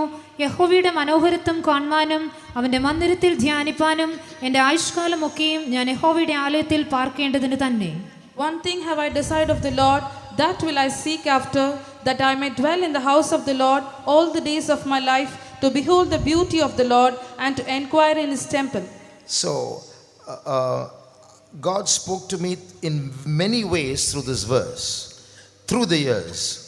ഈ ഒരു വാക്യത്തിൽ നിന്ന് അന്നു മുതൽ ഈ കഴിഞ്ഞ കാലങ്ങളിലെല്ലാം ദൈവം പല കാര്യങ്ങൾ എന്നോട് സംസാരിച്ചു കൊണ്ടിരുന്നു. One thing here is, the beauty of the Lord. That is written in English. The beauty. One thing have I desired, to behold the beauty of the Lord. ഇംഗ്ലീഷിൽ എഴുതിയിരിക്കുന്നത് പോലെ ഞാൻ ഒരു കാര്യം അപേക്ഷിച്ചു, യഹോവയുടെ സൗന്ദര്യം അഥവാ മനോഹരത്വം കാണണം. So here we see the psalmist saw that the Lord was not just the Lord, but he was a beautiful Lord. ഇവിടെ നാം കാണുന്നത് പോലെ സങ്കീർത്തനക്കാരൻ ദൈവത്തെ അഥവാ യഹോവയെ വെറും ഒരു ദൈവമായി മാത്രം കാണുകയല്ല, സൗന്ദര്യമുള്ള മനോഹാരിതയുള്ള ഒരു ദൈവമായി കണ്ടറിയുന്നു. So he saw something about the beauty of the Lord. ആകയാൽ ദൈവത്തിന്റെ മനോഹാരിതയിൽ സൗന്ദര്യത്തിൽ എന്തോ ഒന്ന് അവൻ വീക്ഷിക്കുന്നു. And that made him put away every other desire in his life and says, I want only one thing. I want to see that beauty of the Lord. അതാകുന്നു തന്റെ ജീവിതത്തിലുള്ള മറ്റ് അനേക കാര്യങ്ങളെ അവഗണിച്ച് ഇത് മാത്രം ആഗ്രഹിക്കുവാൻ തന്നെ പ്രേരിപ്പിക്കുന്നത്. ഒരു കാര്യം ഞാൻ യഹോവയോട് അപേക്ഷിച്ചു. So God called me through this verse. ആകയാൽ ദൈവം എന്നെയും ഈ വചനത്താൽ വിളിച്ചു. But in the beginning, what attracted me was to inquire in his temple. In Tamil it says to do research in his temple. എന്നാൽ അതിൻ്റെ ആദിമ സമയത്ത് എന്നെ ഏറ്റവും അധികം എന്നെ ആകർഷിച്ചത് അവൻ്റെ മന്ദിരത്തിൽ ധ്യാനിപ്പാൻ, തമിഴിൽ അല്ലെങ്കിൽ മറ്റു ഭാഷയിൽ അതിൽ റിസർച്ച് ചെയ്യുവാൻ, ഗവേഷണം ചെയ്യുവാൻ എന്നുള്ള വാക്കാണ്. So I like to do research in the Bible. അങ്ങനെ വേദപുസ്തകത്തിൽ ചില ഗവേഷണങ്ങളൊക്കെ ചെയ്യുവാൻ ഞാൻ ആഗ്രഹിച്ചു. So this verse attracted me. അപ്പോൾ ഈ വചനം എന്നെ ആകർഷിച്ചു. But after some time, എന്നാൽ ചില സമയത്തിന് this ശേഷം verse took on another dimension. ഈ വചനം മറ്റൊരു തലത്തിലേക്ക് എന്നെ കൊണ്ടുപോയി. One day when I was sitting for in a morning 6 o'clock prayer, the Lord spoke to me. ഒരു ദിവസം രാവിലെ ഞങ്ങളുടെ 6 മണിയുള്ള പ്രാർത്ഥനയിൽ ഞാൻ ഇരുന്നപ്പോൾ ദൈവം എന്നോട് സംസാരിച്ചു. I brought you to the house of God to show you the most beautiful thing in this universe. ഞാൻ നിന്നെ എൻ്റെ ഭവനത്തിൽ, എൻ്റെ വീട്ടിൽ കൊണ്ടുവന്നത് ഈ പ്രപഞ്ചത്തിലേക്കും ഏറ്റവും ഉന്നതമേറിയ, ശ്രേഷ്ഠമേറിയ, ഏറ്റവും സൗന്ദര്യമേറിയ കാര്യത്തെ കാണിക്കുവാനാകുന്നു. That is my face. അത് എൻ്റെ മുഖമാകുന്നു. And that beauty is very close to you, but you're missing it, he said. ആ മുഖം നിനക്ക് ഏറ്റവും സമീപമാണ്, പക്ഷെ നീ അത് കാണുന്നില്ല, വിട്ടുകളയുകയാണ്. So Jesus told me, I brought you to show you my face, my beauty, the most beautiful thing that your eyes can ever see. That's why I brought you to the faith home. It's very close to you, but you're missing it. അപ്പോൾ യേശു എന്നോട് സംസാരിച്ച ഇപ്രകാരമാകുന്നു, ഈ പ്രപഞ്ചത്തിലേക്കും ഏറ്റവും സൗന്ദര്യം നിറഞ്ഞത് അത് എൻ്റെ തിരുമുഖം തന്നെയാകുന്നു. അത് നിന്നോട് ഏറ്റവും അടുക്കലായിരിക്കുന്നു, പക്ഷേ വിശ്വാസ വീട്ടിലായിരുന്നുകൊണ്ട് നീ അതിനെ വിട്ടുകളയുകയാകും, നിനക്കതിന് കഴിയുന്നില്ല. So from that day I've been asking the Lord to give me a heart, a mind that can behold that invisible beauty of Jesus. ആ ദിവസം മുതൽ ഞാൻ ദൈവത്തോട് ഇപ്രകാരം പ്രാർത്ഥിക്കുന്നു, ചോദിക്കുന്നു, കർത്താവേ, നിന്റെ ആ സൗന്ദര്യം, ആ മുഖരൂപം കാണുവാനായി അതിന് തക്ക ഒരു ഹൃദയം, ഒരു മനസ്സ് എനിക്ക് തരണമേ. There's a song in English. ഇംഗ്ലീഷിൽ ഒരു പാട്ടുണ്ട്. One glimpse of him in glory will all the toils of life repay. That means you just see Jesus 1 second, it is a repayment for all your sufferings on this planet. So great is his beauty. യേശുവിനെ തേജസ്സിൽ, മഹിമയിൽ ഒരു നൊടി നേരം ഒന്ന് കണ്ടാൽ മതി, ഈ ഭൂമിയിൽ അനുഭവിച്ച സകല കഷ്ടതകളും ആ ഒറ്റ നൊടി നേരം കൊണ്ട് നിങ്ങൾ മറന്നുപോകും. അവന്റെ തേജസ് അത്രയ്ക്ക് വലുതും ശ്രേഷ്ഠവുമാകും. So it's like Jesus telling me, chase me, chase my beauty. ആകയാൽ ഇത് യേശു എന്നോട് പറയുന്നത് പോലെ എനിക്കുണ്ട്, എന്നെ പിന്തുടരുക, പിന്തുടർന്ന് എന്നെയും എൻ്റെ സൗന്ദര്യത്തെയും പിടിക്കുക. So as the bride of Christ, Jesus is trying to allure us to understand his beauty. ആകയാൽ ക്രിസ്തുവിന്റെ മണവാട്ടിയായി നാം ഇരുന്നു കൊണ്ട് തൻ്റെ സൗന്ദര്യത്തിൽ നാം ആകർഷിക്കപ്പെടണമെന്നും അതിൽ വശീകരിക്കപ്പെടണമെന്നും അവൻ നമ്മെ പറ്റി ആഗ്രഹിക്കുന്നു. But it's not the beauty of his eyes or his nose or the shape of his lips or the color of his skin. That's not what we are going after. അതേസമയം ഈ യേശുവിന്റെ സൗന്ദര്യം എന്ന് പറയുമ്പോൾ അവന്റെ കണ്ണുകളുടെയോ ചുണ്ടുകളുടെയോ അവന്റെ മറ്റ് മുഖത്തിന്റെ അവയവങ്ങളുടെ സൗന്ദര്യം അല്ല, അതിന്റെ പുറകെ അല്ല നാം പോകുന്നത്. Of course, the Bible says we know no man after the flesh, not even Christ after the flesh. വേദപുസ്തകം പറയുന്നു, ഞങ്ങൾ ജഡത്തിൽ ആരെയും അറിയുന്നില്ല, ക്രിസ്തുവിനെ പോലും അറിയുന്നില്ല. Jesus has a beautiful appearance, but it's a spiritually beautiful appearance. യേശുവിന് വളരെ സൗന്ദര്യപൂർവമായ ഒരു പ്രത്യക്ഷതയാകുന്നു അവനുള്ളത്. എന്നാൽ അത് അക്ഷരികമായിട്ടുള്ളതല്ല, ഒരു ആത്മീക രൂപമാകുന്നു. I don't know how to describe it to you because I haven't seen it myself as yet, that beauty. എനിക്കത് പൂർണ്ണമായി നിങ്ങളോട് എങ്ങനെ വിവരിക്കണമെന്നറിയില്ല, കാരണം ഇതുവരെയും അത് ആ രൂപം അതേ സൗന്ദര്യത്തോടെ ഞാൻ ദർശിച്ചിട്ടില്ല.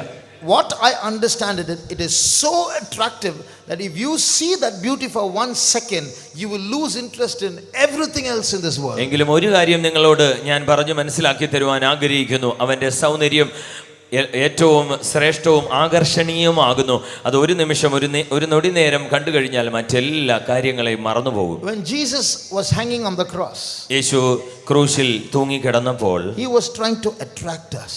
താൻ നമ്മെ തങ്കലേക്ക് ആകർഷിക്കുകയായിരുന്നു. Whenever Jesus kisses us by doing favors for us, യേശു നമ്മെ ചുംബിക്കുമ്പോൾ അഥവാ നമുക്ക് ചില ഉപകാരങ്ങളും നന്മകളും ഒക്കെ നമുക്ക് ചെയ്തു തരുമ്പോൾ he is trying to attract us. അവൻ നമ്മെ തന്നിലേക്ക് വശീകരിക്കുകയാകുന്നു. So look at your Christian life as a romance between Jesus and us, a divine romance. ആകയാൽ ഈ ക്രിസ്തീയ ജീവിതത്തെ നാമും യേശുവും തമ്മിലുള്ള ഒരു പ്രണയമായി നിങ്ങൾ ഏറ്റെടുക്കണം. He is attracting me, I'm attracting him. അവൻ എന്നെ ആകർഷിക്കുന്നു, ഞാൻ അവനെയും ആകർഷിക്കുന്നു. But when he attracts us, we should learn to develop that appreciation for that attraction.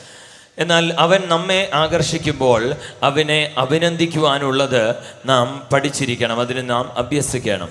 So we have to grow out of admiring this worldly beauty and grow into admiring spiritual beauty. ആകയാൽ ഈ ലോകത്തിന്റെ അക്ഷരീകമായ സൗന്ദര്യത്തെ നാം അഭിനന്ദിച്ച് അതിനെ പ്രശംസിക്കുന്നതിൽ നിന്ന് യേശുവിൻ്റെ സൗന്ദര്യത്തെ, ആത്മീക രൂപത്തെ, സൗന്ദര്യത്തെ നാം അധികമായി അഭിനന്ദിക്കുന്നതിനായി നാം അഭ്യസിക്കണം. There's more to say, but I will stop with this and move to point number 3. ഇതിനെപ്പറ്റി മറ്റു ചില കാര്യങ്ങൾ കൂടി പറയുവാനുണ്ട്, എങ്കിലും മൂന്നാമത്തെ പടിയിലേക്ക് നമുക്ക് കടന്നു പോകാം. In this divine romance between Jesus and us, യേശുവും നാമും തമ്മിലുള്ള ഈ ദൈവിക പ്രണയത്തെ പറ്റി ചിന്തിച്ചാൽ step 3 is we should learn how to attract Jesus to ourselves. യേശുവിനെ എങ്ങനെ നമ്മിലേക്ക് ആകർഷിക്കണം, വശീകരിക്കണം എന്നുള്ള കാര്യവും നാം അറിഞ്ഞിരിക്കണം. When you love a person, നാം ഒരു വ്യക്തിയെ സ്നേഹിച്ചാൽ, and you want the person to love you, ആ വ്യക്തി നിങ്ങളെ സ്നേഹിക്കുവാൻ ആഗ്രഹിച്ചാൽ, you will do something to allure that person.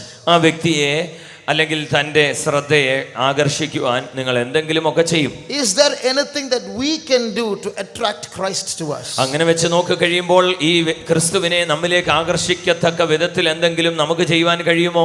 There are many things, അനേക കാര്യങ്ങളുണ്ട്. but I will just place 2 things before you. രണ്ട് കാര്യം മാത്രം നിങ്ങളുടെ മുമ്പിൽ വെക്കാം. ഒന്ന്, In Philippians chapter 3, ഫിലിപ്പിയ ലേഖനം 3-ാം അധ്യായം, we see St. Paul trying to attract Jesus. വിശുദ്ധ പൗലോസ് യേശുവിനെ ആകർഷിക്കുവാൻ, വശീകരിക്കുവാൻ ശ്രമിക്കുന്നു. Once upon a time, St. Paul was the enemy of Jesus. ഒരു സമയത്ത് ഈ വിശുദ്ധ പൗലോസ് ദൈവത്തിന്റെ മുഖ്യ ശത്രുവായിരുന്നു. But one day a light struck him. എന്നാൽ ഒരു ദിവസം ഒരു വെളിച്ചം അവന്റെ നേരെ മിന്നി. That day he saw Jesus. ആ ദിവസം അവൻ യേശുവിനെ കണ്ടു. And he started running after Jesus. അവൻ യേശുവിന്റെ പിന്നാലെ ഓടുവാൻ തുടങ്ങി. But what happened was, from that day onwards, Jesus, who was running after him till then, started running away from St. Paul. ആ ദിവസം തുടങ്ങി.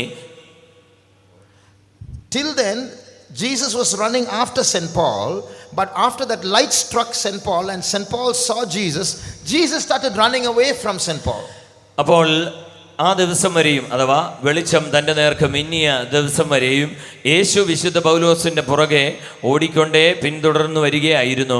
എന്നാൽ ആ ദിവസത്തിന് ശേഷം യേശു അവനെ വിട്ട് ഓടിപ്പോവാൻ തുടങ്ങി. അഥവാ പൗലോസ് യേശുവിന്റെ പിന്നാലെ ഓടേണ്ടി വന്നു. That is why St. Paul says in Philippians 3, I am following and chasing Jesus, I want to win him. അതുകൊണ്ടാകുന്നു വിശുദ്ധ പൗലോസ് ഫിലിപ്പിയ ലേഖനത്തിൽ ഇപ്രകാരം പറയുന്നത്, ഞാൻ പിമ്പിലുള്ളത് മറന്ന് അവൻ്റെ ആ മുമ്പിലുള്ളതിന് വേണ്ടി ആഞ്ഞ് ഞാൻ വിരുദിന് വേണ്ടി ഓടിക്കൊണ്ടേയിരിക്കുന്നു. Read verse 8. 8-ാം വാക്യം. അത്രയുമല്ല, എൻ്റെ കർത്താവായ ക്രിസ്തുയേശുവിനെ കുറിച്ചുള്ള പരിജ്ഞാനത്തിന്റെ ശ്രേഷ്ഠത നിമിത്തം ഞാൻ ഇപ്പോഴും എല്ലാം ഛേദമെന്നെണ്ണുന്നു. Doubtless, and I count all things but loss for the excellency of the knowledge of Jesus Christ my Lord, for whom I have suffered the loss of all things, and to count them but dung, that I may win Christ. So look at the picture here. ഇവിടെയുള്ള ചിത്രം നോക്കുക. St. Paul is chasing Jesus. ഇവിടെ വിശുദ്ധ പൗലോസ് യേശുവിനെ പിന്തുടർന്ന് പിടിക്കുവാൻ ഓടുന്നു. I want to know Jesus. എനിക്ക് യേശുവിനെ അറിയണം. I want to win Jesus. എനിക്ക് യേശുവിനെ നേടണം. Why is he running away? എന്തുകൊണ്ട് അവൻ എന്നിൽ നിന്ന് ഓടിപ്പോകുന്നു? That means there's something in me which he doesn't like. അതിന്റെ അർത്ഥം എന്നിലുള്ള എന്തോ എന്ന് അവൻ ഇഷ്ടമില്ലാത്തത് എന്നിലുണ്ടല്ലോ. If there's anything in me which he does not like, അവൻ ഇഷ്ടമില്ലാത്ത എന്തോ എന്നിൽ ഉണ്ടെങ്കിൽ, even though I like it, I count it as loss and dung. എനിക്കത് ഇഷ്ടമുള്ളതായിരിക്കാം, പക്ഷേ അവൻ നിമിത്തം ഞാനിപ്പോൾ അത് ഛേദമെന്നും ചവറെന്നും എണ്ണുന്നു. This is how St. Paul is trying to attract Jesus. ഈ വിധത്തിലാകുന്നു വിശുദ്ധ പൗലോസ് യേശുവിനെ ആകർഷിക്കുവാൻ വശീകരിക്കുവാൻ ശ്രമിച്ചത്. One by one, all those certificates that he gave him greatness as a Jew, he started throwing away one by one, and he says, I want to make Jesus turn. താൻ ഒരു ശ്രേഷ്ഠ യഹൂദൻ എന്നുള്ള അവൻ്റെ സകല ബിരുദങ്ങളും അഥവാ സർട്ടിഫിക്കറ്റുകളും എല്ലാം അവൻ ഈ യേശുവിനെ നേടേണ്ടതിൻ്റെ മുമ്പിൽ വലിച്ചെറിഞ്ഞ് എറിയുന്ന കാഴ്ചയാകുന്നു നാം കാണുന്നത്. And he says, I want to make Jesus turn. ഏത് വിധേനയും യേശുവിനെ തിരിക്കണം എന്നാകുന്നു അവൻ്റെ വാഞ്ച. That means that running Jesus should stop and look back and stare at me and fall in love with me. അതിന്റെ അർത്ഥം ഓടിക്കൊണ്ടിരിക്കുന്ന യേശു ഒരു നിമിഷം നിന്ന് തിരിഞ്ഞ് എന്നെ നോക്കി എൻ്റെ അടുക്കലേക്ക് വരണം. So one way we can attract Jesus, അപ്പോൾ ഇത് നാമും യേശുവിനെ ആകർഷിക്കേണ്ടുന്ന ഒരു വിധമാകുന്നു. it's called consecration. അതിനെ പ്രതിഷ്ഠ എന്ന് പറയും. There are some things that are in our life that are dear to us, but Jesus says, no, I don't like it. നമ്മുടെ ജീവിതത്തിൽ നാം ഏറ്റവും ശ്രേഷ്ഠമേറി നമുക്ക് ഏറ്റവും പ്രിയമായി വെക്കുന്ന ചിലതുണ്ട്, പക്ഷേ യേശു പറയുന്നു അത് വേണ്ട. But what do we say? എന്നാൽ നാം എന്ത് പറയുന്നു? But I like it, Jesus, please adjust with me. എനിക്കിഷ്ടമാണ് യേശുവേ, എന്നോട് ദയവായി സഹകരിക്കണമേ. We can live Christian life like that, but that's not romance. നമുക്ക് അങ്ങനെ ഒരു ക്രിസ്തീയ ജീവിതം ചെയ്യുവാൻ കഴിഞ്ഞേക്കാം, പക്ഷേ അത് ദൈവിക പ്രണയം അല്ല. If I want Jesus to look at me and love me and come after me, I have to do something in me and remove those things that he does not like. അവന് ഇഷ്ടമല്ലാത്തത് എൻ്റെ ഉള്ളിൽ നിന്ന് നീക്കി കളയേണ്ടതിനായും അവൻ തിരിഞ്ഞ് എന്നോട് അടുക്കേണ്ടതിനായും എന്ത് ചെയ്യണം? I have to do something in me that and remove those things which he does not like. അവൻ ഇഷ്ടമല്ലാത്ത കാര്യങ്ങളെ എന്നിൽ നിന്ന് അകറ്റിക്കൊണ്ട് അവൻ എന്നിൽ പ്രിയപ്പെടുവാനായി ഞാൻ പഠിക്കണം. This is one reason why in our church we are strict about so many things.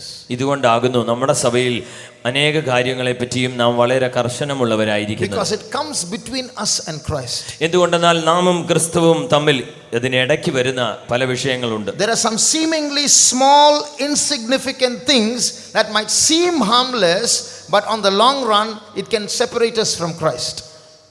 നോക്കുമ്പോൾ ഒറ്റ നോട്ടത്തിന് ദോഷമല്ലെന്ന് തോന്നിക്കുന്ന ചില കാര്യങ്ങളുണ്ട്, എന്നാൽ നമ്മുടെ ബഹുദൂരമുള്ള നമ്മുടെ ഈ ആത്മീക യാത്രയിൽ അതെല്ലാം അവസാനം നമ്മെ കുടുക്കുവാനിടയായിത്തീരും.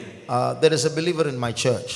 എൻ്റെ സഭയിൽ ഒരു വിശ്വാസിയുണ്ട്. He shared his testimony one day.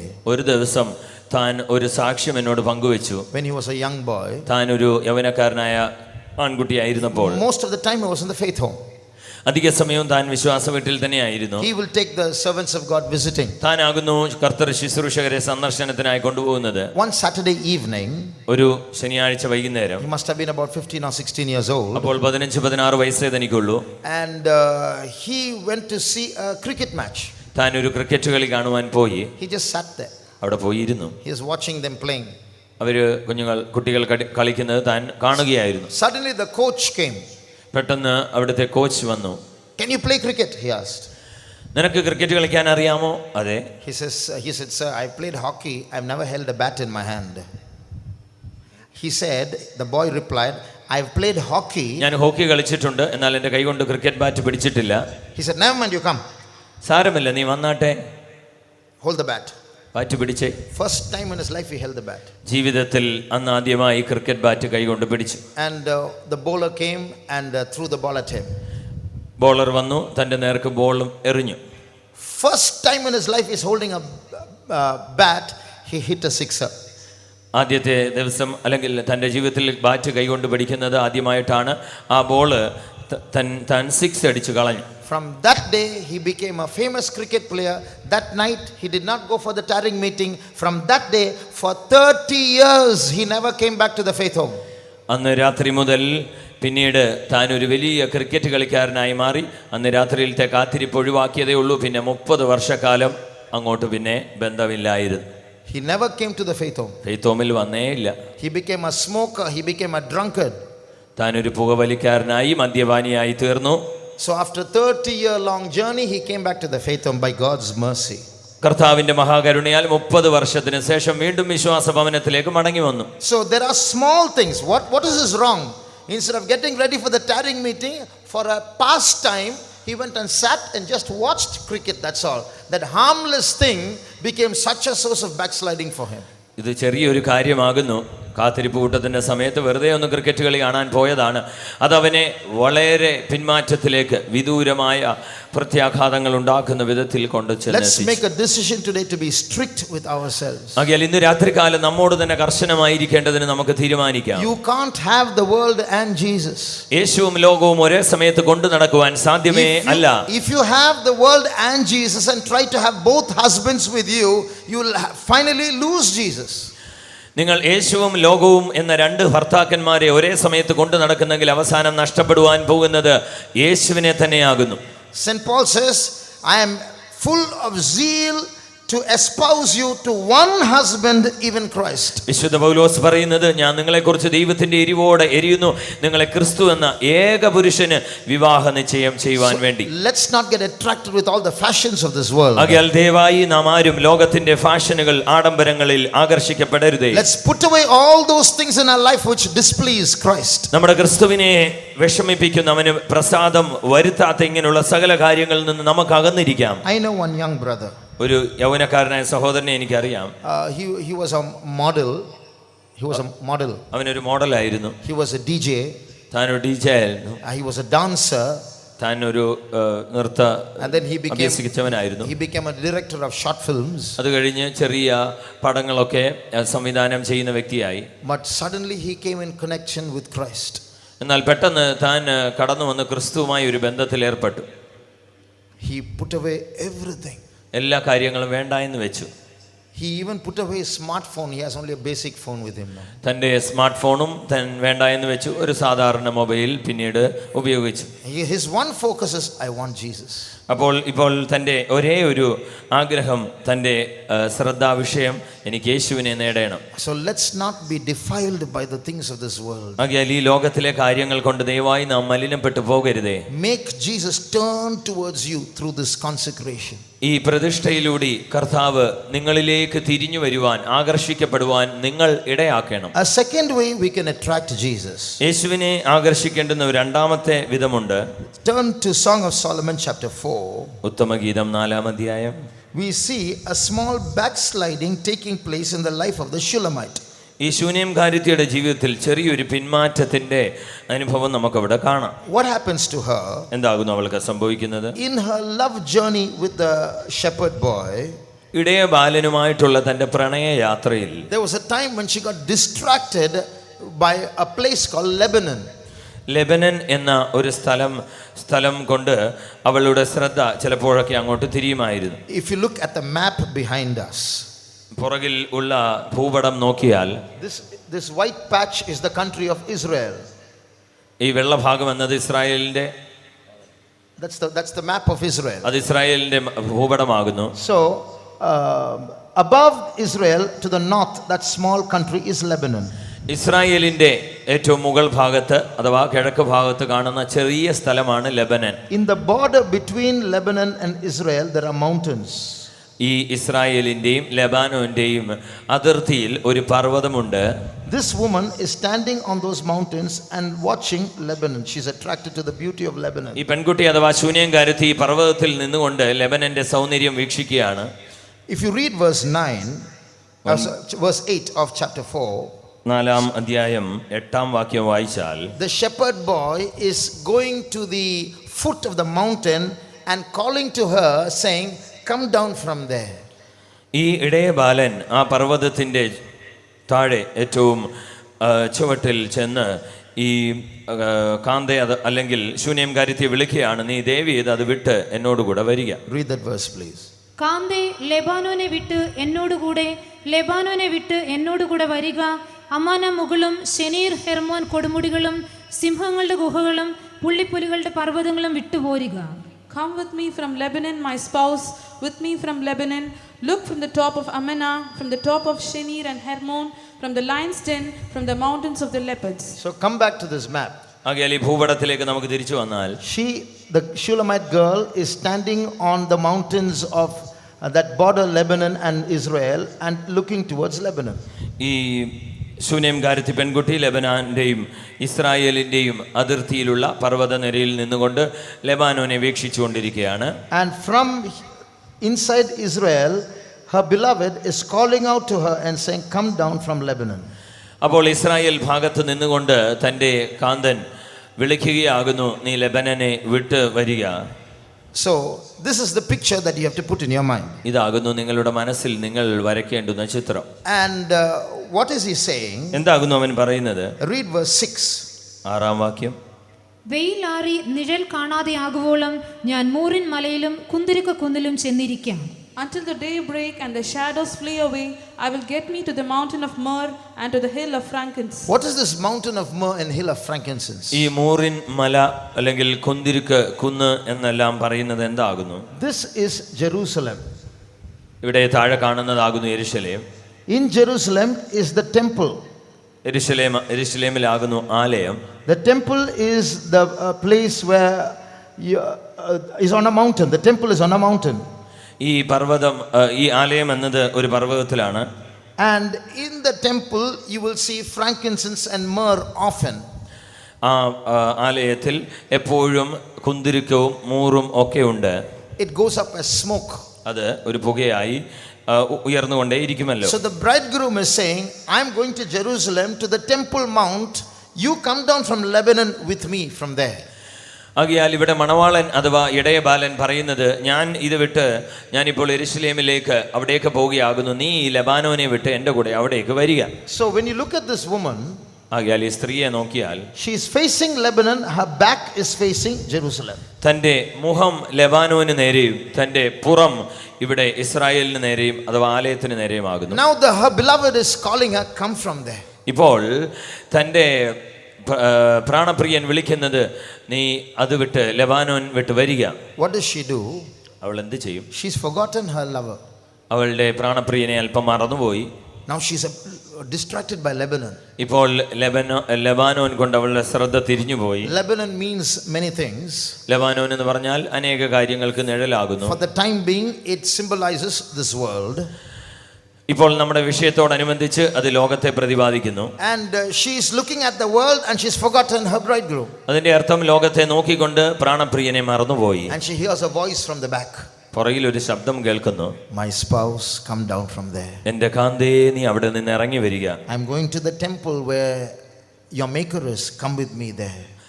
നിന്റെ സൃഷ്ടാവുള്ള ആ ആലയത്തിലേക്ക് ഞാൻ കടന്നു പോകുന്നു, നീയും എന്നോടുകൂടെ വരിക. And what is the response? അതിന് ഉള്ള അവളുടെ പ്രതികരണം എന്താണ്? Now supposing you are Israel and that chart is Lebanon. ഇപ്പോൾ നിങ്ങൾ സങ്കല്പിക്കുക, നിങ്ങൾ ഇവിടെ ഇരിക്കുമ്പോൾ നിങ്ങൾ ഇസ്രായേൽ എന്ന ഭാഗവും സ്ഥലവും ഇവിടെ പുറകിൽ കെട്ടിയിരിക്കുന്ന ചാർട്ട് ലെബാനോനുമാകുന്നുവെങ്കിൽ, This is how the Shulamite is standing. ശൂനേംകാരത്തി നിൽക്കുന്നത് ഇപ്പോൾ ഇങ്ങനെയാകുന്നു. And her bridegroom is calling from there, from Israel. തന്റെ മണവാളൻ കാന്തൻ പുറകിൽ നിന്ന് അഥവാ ഇസ്രായേലിൽ നിന്ന് വിളിക്കുകയാകും. Now when she hears the bridegroom's voice, തന്റെ കാന്തന്റെ ശബ്ദം താൻ പിന്നിൽ നിന്ന് കേൾക്കുന്നുണ്ട്.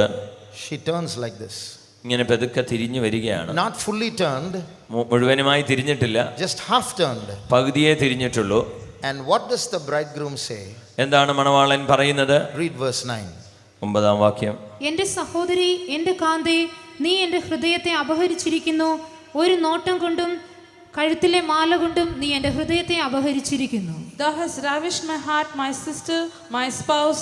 Thou hast ravished my heart with one of thine eyes and one chain of thy neck. In English it's written, my sister, my spouse, you've attracted me with one of your eyes.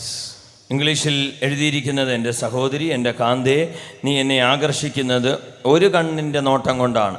That means if she's standing like this, he can't see both her eyes.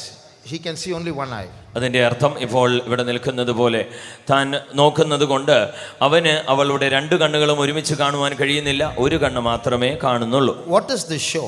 ഇതെന്താണ് വെളിപ്പെടുത്തുന്നത്? When she turns away only half from that other loves that she went after, That itself has attracted the bridegroom, and he's saying, "You've ravished my heart, my sister, my spouse. I just saw one of your eyes and I've fallen in love with you." അതിൻ്റെ അർത്ഥം ഒരു കണ്ണുകൊണ്ട് അവൾ പകുതി മാത്രമേ തിരിഞ്ഞിരുന്നുള്ളൂ, എങ്കിലും അവളുടെ ഒരു കണ്ണിൻ്റെ നോട്ടം അവനെ അധികം വശീകരിച്ചു. നീ എൻ്റെ ഹൃദയത്തെ അപഹരിച്ചിരിക്കുന്നു എന്ന് പറയുന്ന വിധത്തിൽ അതായി തീർന്നു.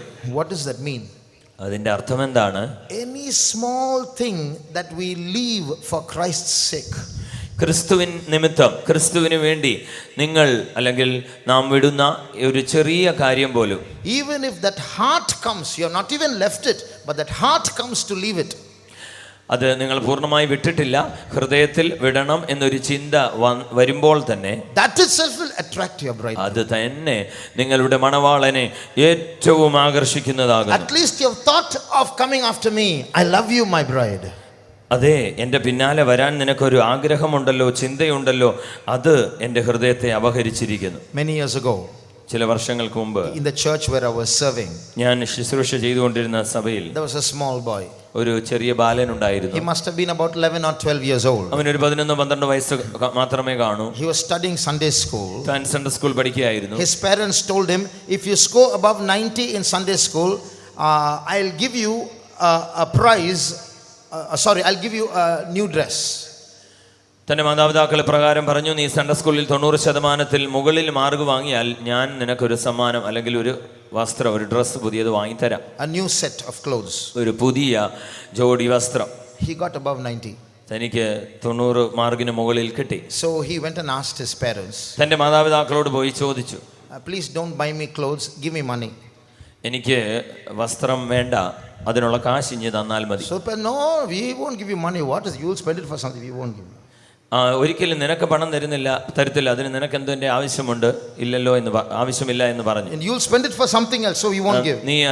നീ അത് മറ്റു ചില കാര്യങ്ങൾക്ക് ചെലവാക്കും, അതുകൊണ്ട് ഞങ്ങൾ തരികയില്ല. He said, "Dad, Mom, trust me and give me." താൻ പറഞ്ഞു, എൻ്റെ പപ്പ മമ്മി എന്നെ ദയവായിട്ടൊന്ന് വിശ്വസിച്ച് ആ പൈസ ഇഞ്ഞ് തന്നേ. So they got scared, but he said, "Trust me," so they gave 500 rupees to him. എന്നെ വിശ്വസിച്ച് എന്ന് പറഞ്ഞതുകൊണ്ട് പേടിച്ചാണെങ്കിലും 500 രൂപ കൊടുത്തു. This was about 17 years ago. ഒരു 17 വർഷം മുമ്പിലത്തെ കാര്യമാകുന്നു. You know what he did? എന്താണ് ചെയ്തതെന്ന് അറിയാമോ? He took that 500 rupees and gave it to me as offering. 500 രൂപ വാങ്ങിച്ച് എനിക്ക് കാണിക്കയായിട്ട് തന്നു. It's a small thing that a small boy did, but it attracted Jesus. അത് ഒരു ചെറിയ കാര്യമാണ് ഈ പൈതൽ ചെയ്തത്, എന്നാൽ അത് യേശുവിനെ ആകർഷിച്ചു. Shall we close our eyes? നമ്മുടെ കണ്ണുകൾ അടച്ചാട്ടെ. Our bridegroom Jesus is in our midst. നമ്മുടെ മണവാളനായ യേശു നമ്മുടെ മധ്യത്തിലുണ്ട്. Are we just going to listen to this as philosophy, or are we going to enter into that romance with Jesus? ഇന്ന് രാത്രികാലം കേട്ടതെല്ലാം ഒരു തത്വമായി നിങ്ങൾ ഏറ്റെടുക്കുന്നുവോ, അല്ല ഒരു ബന്ധത്തിൽ നിങ്ങളായിരിക്കാൻ ആഗ്രഹിക്കുന്നുവോ? It's true, it's a struggle, it's a big struggle. ഇതൊരു വലിയ പോരാട്ടം തന്നെ എന്നുള്ളത് സത്യം തന്നെ. I have preached this so many times in so many places, but still it's a struggle. ഞാനിത് പല സ്ഥലങ്ങളിൽ പല സമയങ്ങളിൽ പ്രസംഗിച്ചിട്ടുണ്ട്, എന്നാൽ ഇപ്പോഴും എനിക്കിതൊരു പോരാട്ടം തന്നെയാകുന്നു. But this should not make me stop. എന്നാൽ അതുകൊണ്ട് ഞാൻ നിർത്തുന്നില്ല. I still have to pursue him. ഞാൻ വീണ്ടും അവനെ പിൻപറ്റുവാൻ, അവനെ പിന്തുടർന്ന് പോകുന്നു. I want to attract my husband Jesus. എൻ്റെ ഭർത്താവായ യേശുവിനെ ഏത് വിധേനയും എന്നിലേക്ക് വശീകരിക്കുവാൻ ഞാൻ ആഗ്രഹിക്കുന്നു. I want to see the beauty of Jesus. ഞാൻ യേശുവിന്റെ സൗന്ദര്യത്തെ ദർശിക്കുവാൻ കാംക്ഷിക്കുന്നു. I want my mind to hate the vanities of this world. എൻ്റെ മനസ്സ് ഈ ലോകത്തിന്റെ മായാവലയങ്ങളെ ഏത് വിധേനയും വെറുത്ത് തള്ളുവാൻ വാഞ്ചിക്കുന്നു. All that is in my mind, all that is in my heart should be my husband Jesus. എൻ്റെ മനസ്സ് മുഴുവനും എൻ്റെ ഹൃദയം മുഴുവനും എൻ്റെ ഭർത്താവായ യേശുവിനെ കുറിച്ച് മാത്രമായിരിക്കണമെന്ന് ഞാൻ ആഗ്രഹിക്കുന്നു. About 2 or 3 weeks ago, from 2 or 3 weeks ago, I've been making a prayer often. 2-3 ആഴ്ചകൾ കൊണ്ട് ഞാനൊരു പ്രാർത്ഥന നടത്തുകയാണ്. Jesus, you know how weak I am. യേശുവേ, ഞാൻ എത്രയോ ബലഹീനനെന്ന് നിനക്കറിയാമല്ലോ. If a man sees his wife being touched by another man, will not the husband get angry? ഒരു മനുഷ്യൻ തൻ്റെ ഭാര്യയെ മറ്റൊരു പുരുഷൻ തൊടുന്നത് കണ്ടാൽ ആ ഭർത്താവിന് കോപം വരാതിരിക്കുമോ? Am I not your wife? ഞാൻ നിന്റെ ഭാര്യയല്ലേ? Are you not my husband? നീ എൻ്റെ ഭർത്താവല്ലേ? Do you not know that I am weak? ഞാൻ ബലഹീന ആകുന്നുവെന്ന് നീ അറിയുന്നില്ലയോ? If you see the devil touching me, be my husband and touch the devil. നീ പിശാച് എന്നെ തൊടുന്നത് കാണുമ്പോൾ എൻ്റെ ഭർത്താവായി നീ അവനോട് കോപമുള്ളവനായി അവനെ തൊടുകയില്ലയോ? You know, that prayer is very powerful. ആ പ്രാർത്ഥന വളരെ ശക്തിമത്താകുന്നു. I can see Jesus' zeal rising in my life. എൻ്റെ ജീവിതത്തിൽ യേശുവിൻ്റെ തീഷ്ണത അതിവേഗം ഉയർന്നു വരുന്നത് എനിക്ക് കാണുവാൻ കഴിഞ്ഞു.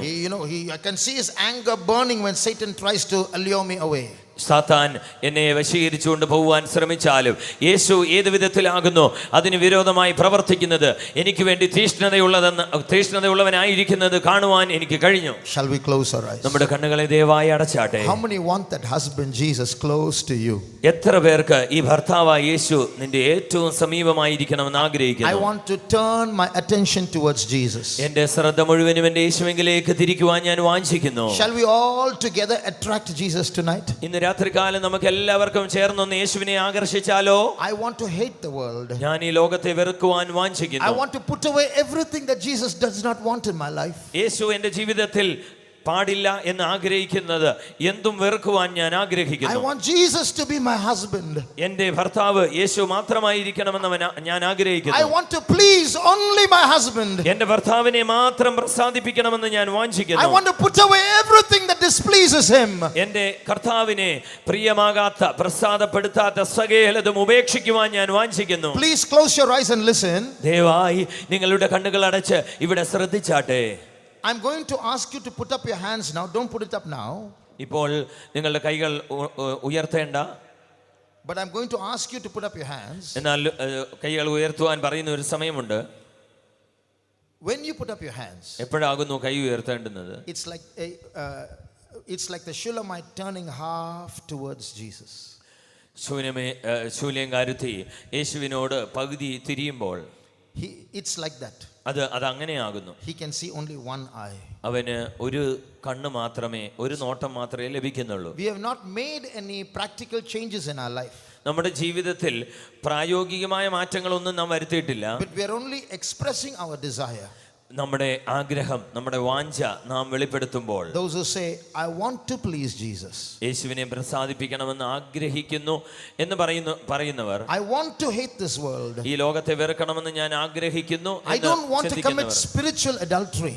ഒരു ആത്മീക വ്യഭിചാരം ചെയ്യുവാൻ ഞാൻ ആഗ്രഹിക്കുന്നില്ല എന്ന് സമ്മതിക്കുന്നവർ, If there's anything in my life that displeases Jesus, I want to count it as dung and throw it away from my life. യേശുവിന് പ്രസാദമല്ലാത്തത് എന്ത് തന്നെ ആയിക്കൊള്ളട്ടെ, എന്റെ ജീവിതത്തിൽ നിന്ന് വലിച്ചെറിഞ്ഞുകൊണ്ട് അവനെ പിൻപറ്റുവാൻ ഞാൻ ആഗ്രഹിക്കുന്നു എന്നുള്ളവർ, I am not doing it, I only want to do it. ഞാൻ ചെയ്യുന്നില്ല, ചെയ്യുവാൻ ഞാൻ തീരുമാനിക്കുന്നു, ആഗ്രഹിക്കുന്നു. Such people, put up your right hand. അങ്ങനെയുള്ളവർ മാത്രം വലതുകരം ഉയർത്തിയാട്ടെ. Today your lover, your bridegroom Jesus is looking and telling you, thou hast ravished my heart, my sister, my spouse. You have ravished my heart with one of your eyes. ഇന്ന് രാത്രികാലം നിന്റെ പ്രിയനായ, നിന്റെ മണവാളനായ യേശു നിന്നെ നോക്കി പറയുകയാകുന്നു, എന്റെ സഹോദരി, എന്റെ കാന്തേ, നീ എന്റെ ഹൃദയത്തെ അപഹരിച്ചിരിക്കുന്നു. You have ravished my heart with one of my eyes. നിന്റെ ഒരു നോട്ടം കൊണ്ട്, ഒരു കണ്ണുകൊണ്ട് നീ എന്നെ അപഹരിച്ചിരിക്കുന്നു. Look at Jesus looking at you. യേശു നിന്നെ നോക്കുന്നത് നീ ഒന്ന് ശ്രദ്ധിച്ചാട്ടെ. His love fire is going to touch you now. അവന്റെ സ്നേഹത്തിന്റെ അഗ്നി ഇപ്പോൾ നിന്നെ സ്പർശിക്കുവാൻ പോകുകയാണ്. Come down from Lebanon, my sister, my spouse. എന്റെ സഹോദരി, എന്റെ കാന്തേ, ലെബാനോനെ വിട്ട് എന്റെ കൂടെ വരിക. Come with me to the mountain of Mor and to the hill of frankincense. കുന്തിരിക്കം കുന്നിലും മൂറിൻ മലയിലും നീ എന്റെ കൂടെ വരുക. Close your eyes. നിന്റെ കണ്ണുകൾ അടച്ചാട്ടെ. Hold the hands of your bridegroom. നിന്റെ മണവാളന്റെ കരങ്ങളിൽ മുറുകെ പിടിച്ചുകൊള്ളുക. Walk with him to the temple mount. ആ ആലയമുള്ള പർവ്വതത്തിലേക്ക്, ആ കുന്നിൻ മുകളിലേക്ക് നീ അവനോടുകൂടി ചേർന്ന് നടന്നുകൊള്ളുക. Feel the presence of your bridegroom encompassing you. നിന്റെ മണവാളന്റെ സാന്നിധ്യം അത് നിന്നെ ചുറ്റി പരിപാലിക്കുന്ന ഒരു ദൈവ സാന്നിധ്യം നീ അനുഭവിക്കട്ടെ. See the warmth of your bridegroom enfolding you. നിന്റെ മണവാളന്റെ ആ ചൂടുള്ള ആ ഒരു സാന്നിധ്യം നീ അധികമായി അനുഭവിക്കുക.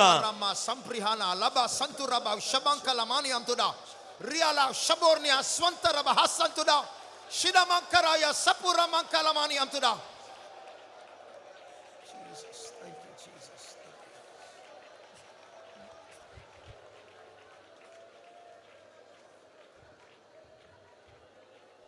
മുറ്റുന്നി മഗ്നനാക്കിയിടണമേ മൽപ്രിയനേ തവ സ്നേഹത്തിലെൻ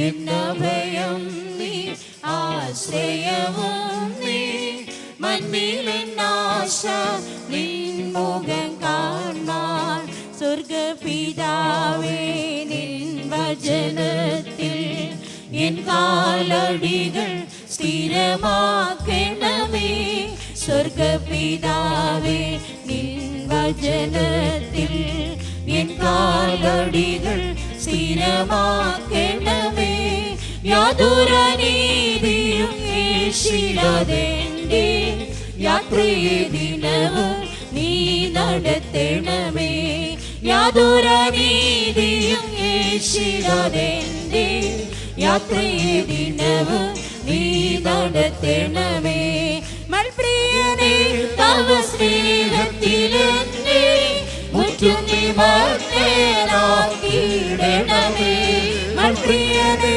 തവ സ്നേഹത്തിലെന്നെ മുറ്റും നീ മഗ്നനാക്കിയിടണമേ എന്നഭയം നീ ആശ്രയവും നീ മണ്ണിലെന്നാശ നിൻ മുഖം കാണാൻ എന്നഭയം നീ ആശ്രയവും നീ മണ്ണിലെന്നാശ നിൻ മുഖം കാണാൻ മൽപ്രിയനേ തവ സ്നേഹത്തിലെന്നെ മുറ്റും നീ മഗ്നനാക്കിയിടണമേ മൽപ്രിയനേ തവ സ്നേഹത്തിലെന്നെ മുറ്റും നീ മഗ്നനാക്കിയിടണമേ എന്നഭയം നീ ആശ്രയവും നീ മണ്ണിലെന്നാശ നിൻ മുഖം കാണാൻ എന്നഭയം നീ ആശ്രയവും നീ മണ്ണിലെന്നാശ നിൻ മുഖം കാണാൻ എന്നഭയം നീ ആശ്രയവും നീ മണ്ണിലെന്നാശ നിൻ മുഖം കാണാൻ എന്നഭയം നീ ആശ്രയവും നീ മണ്ണിലെന്നാശ നിൻ മുഖം കാണാൻ എന്നഭയം നീ ആശ്രയവും നീ മണ്ണിലെന്നാശ നിൻ മുഖം കാണാൻ എന്നഭയം നീ ആശ്രയവും നീ മണ്ണിലെന്നാശ നിൻ മുഖം കാണാൻ.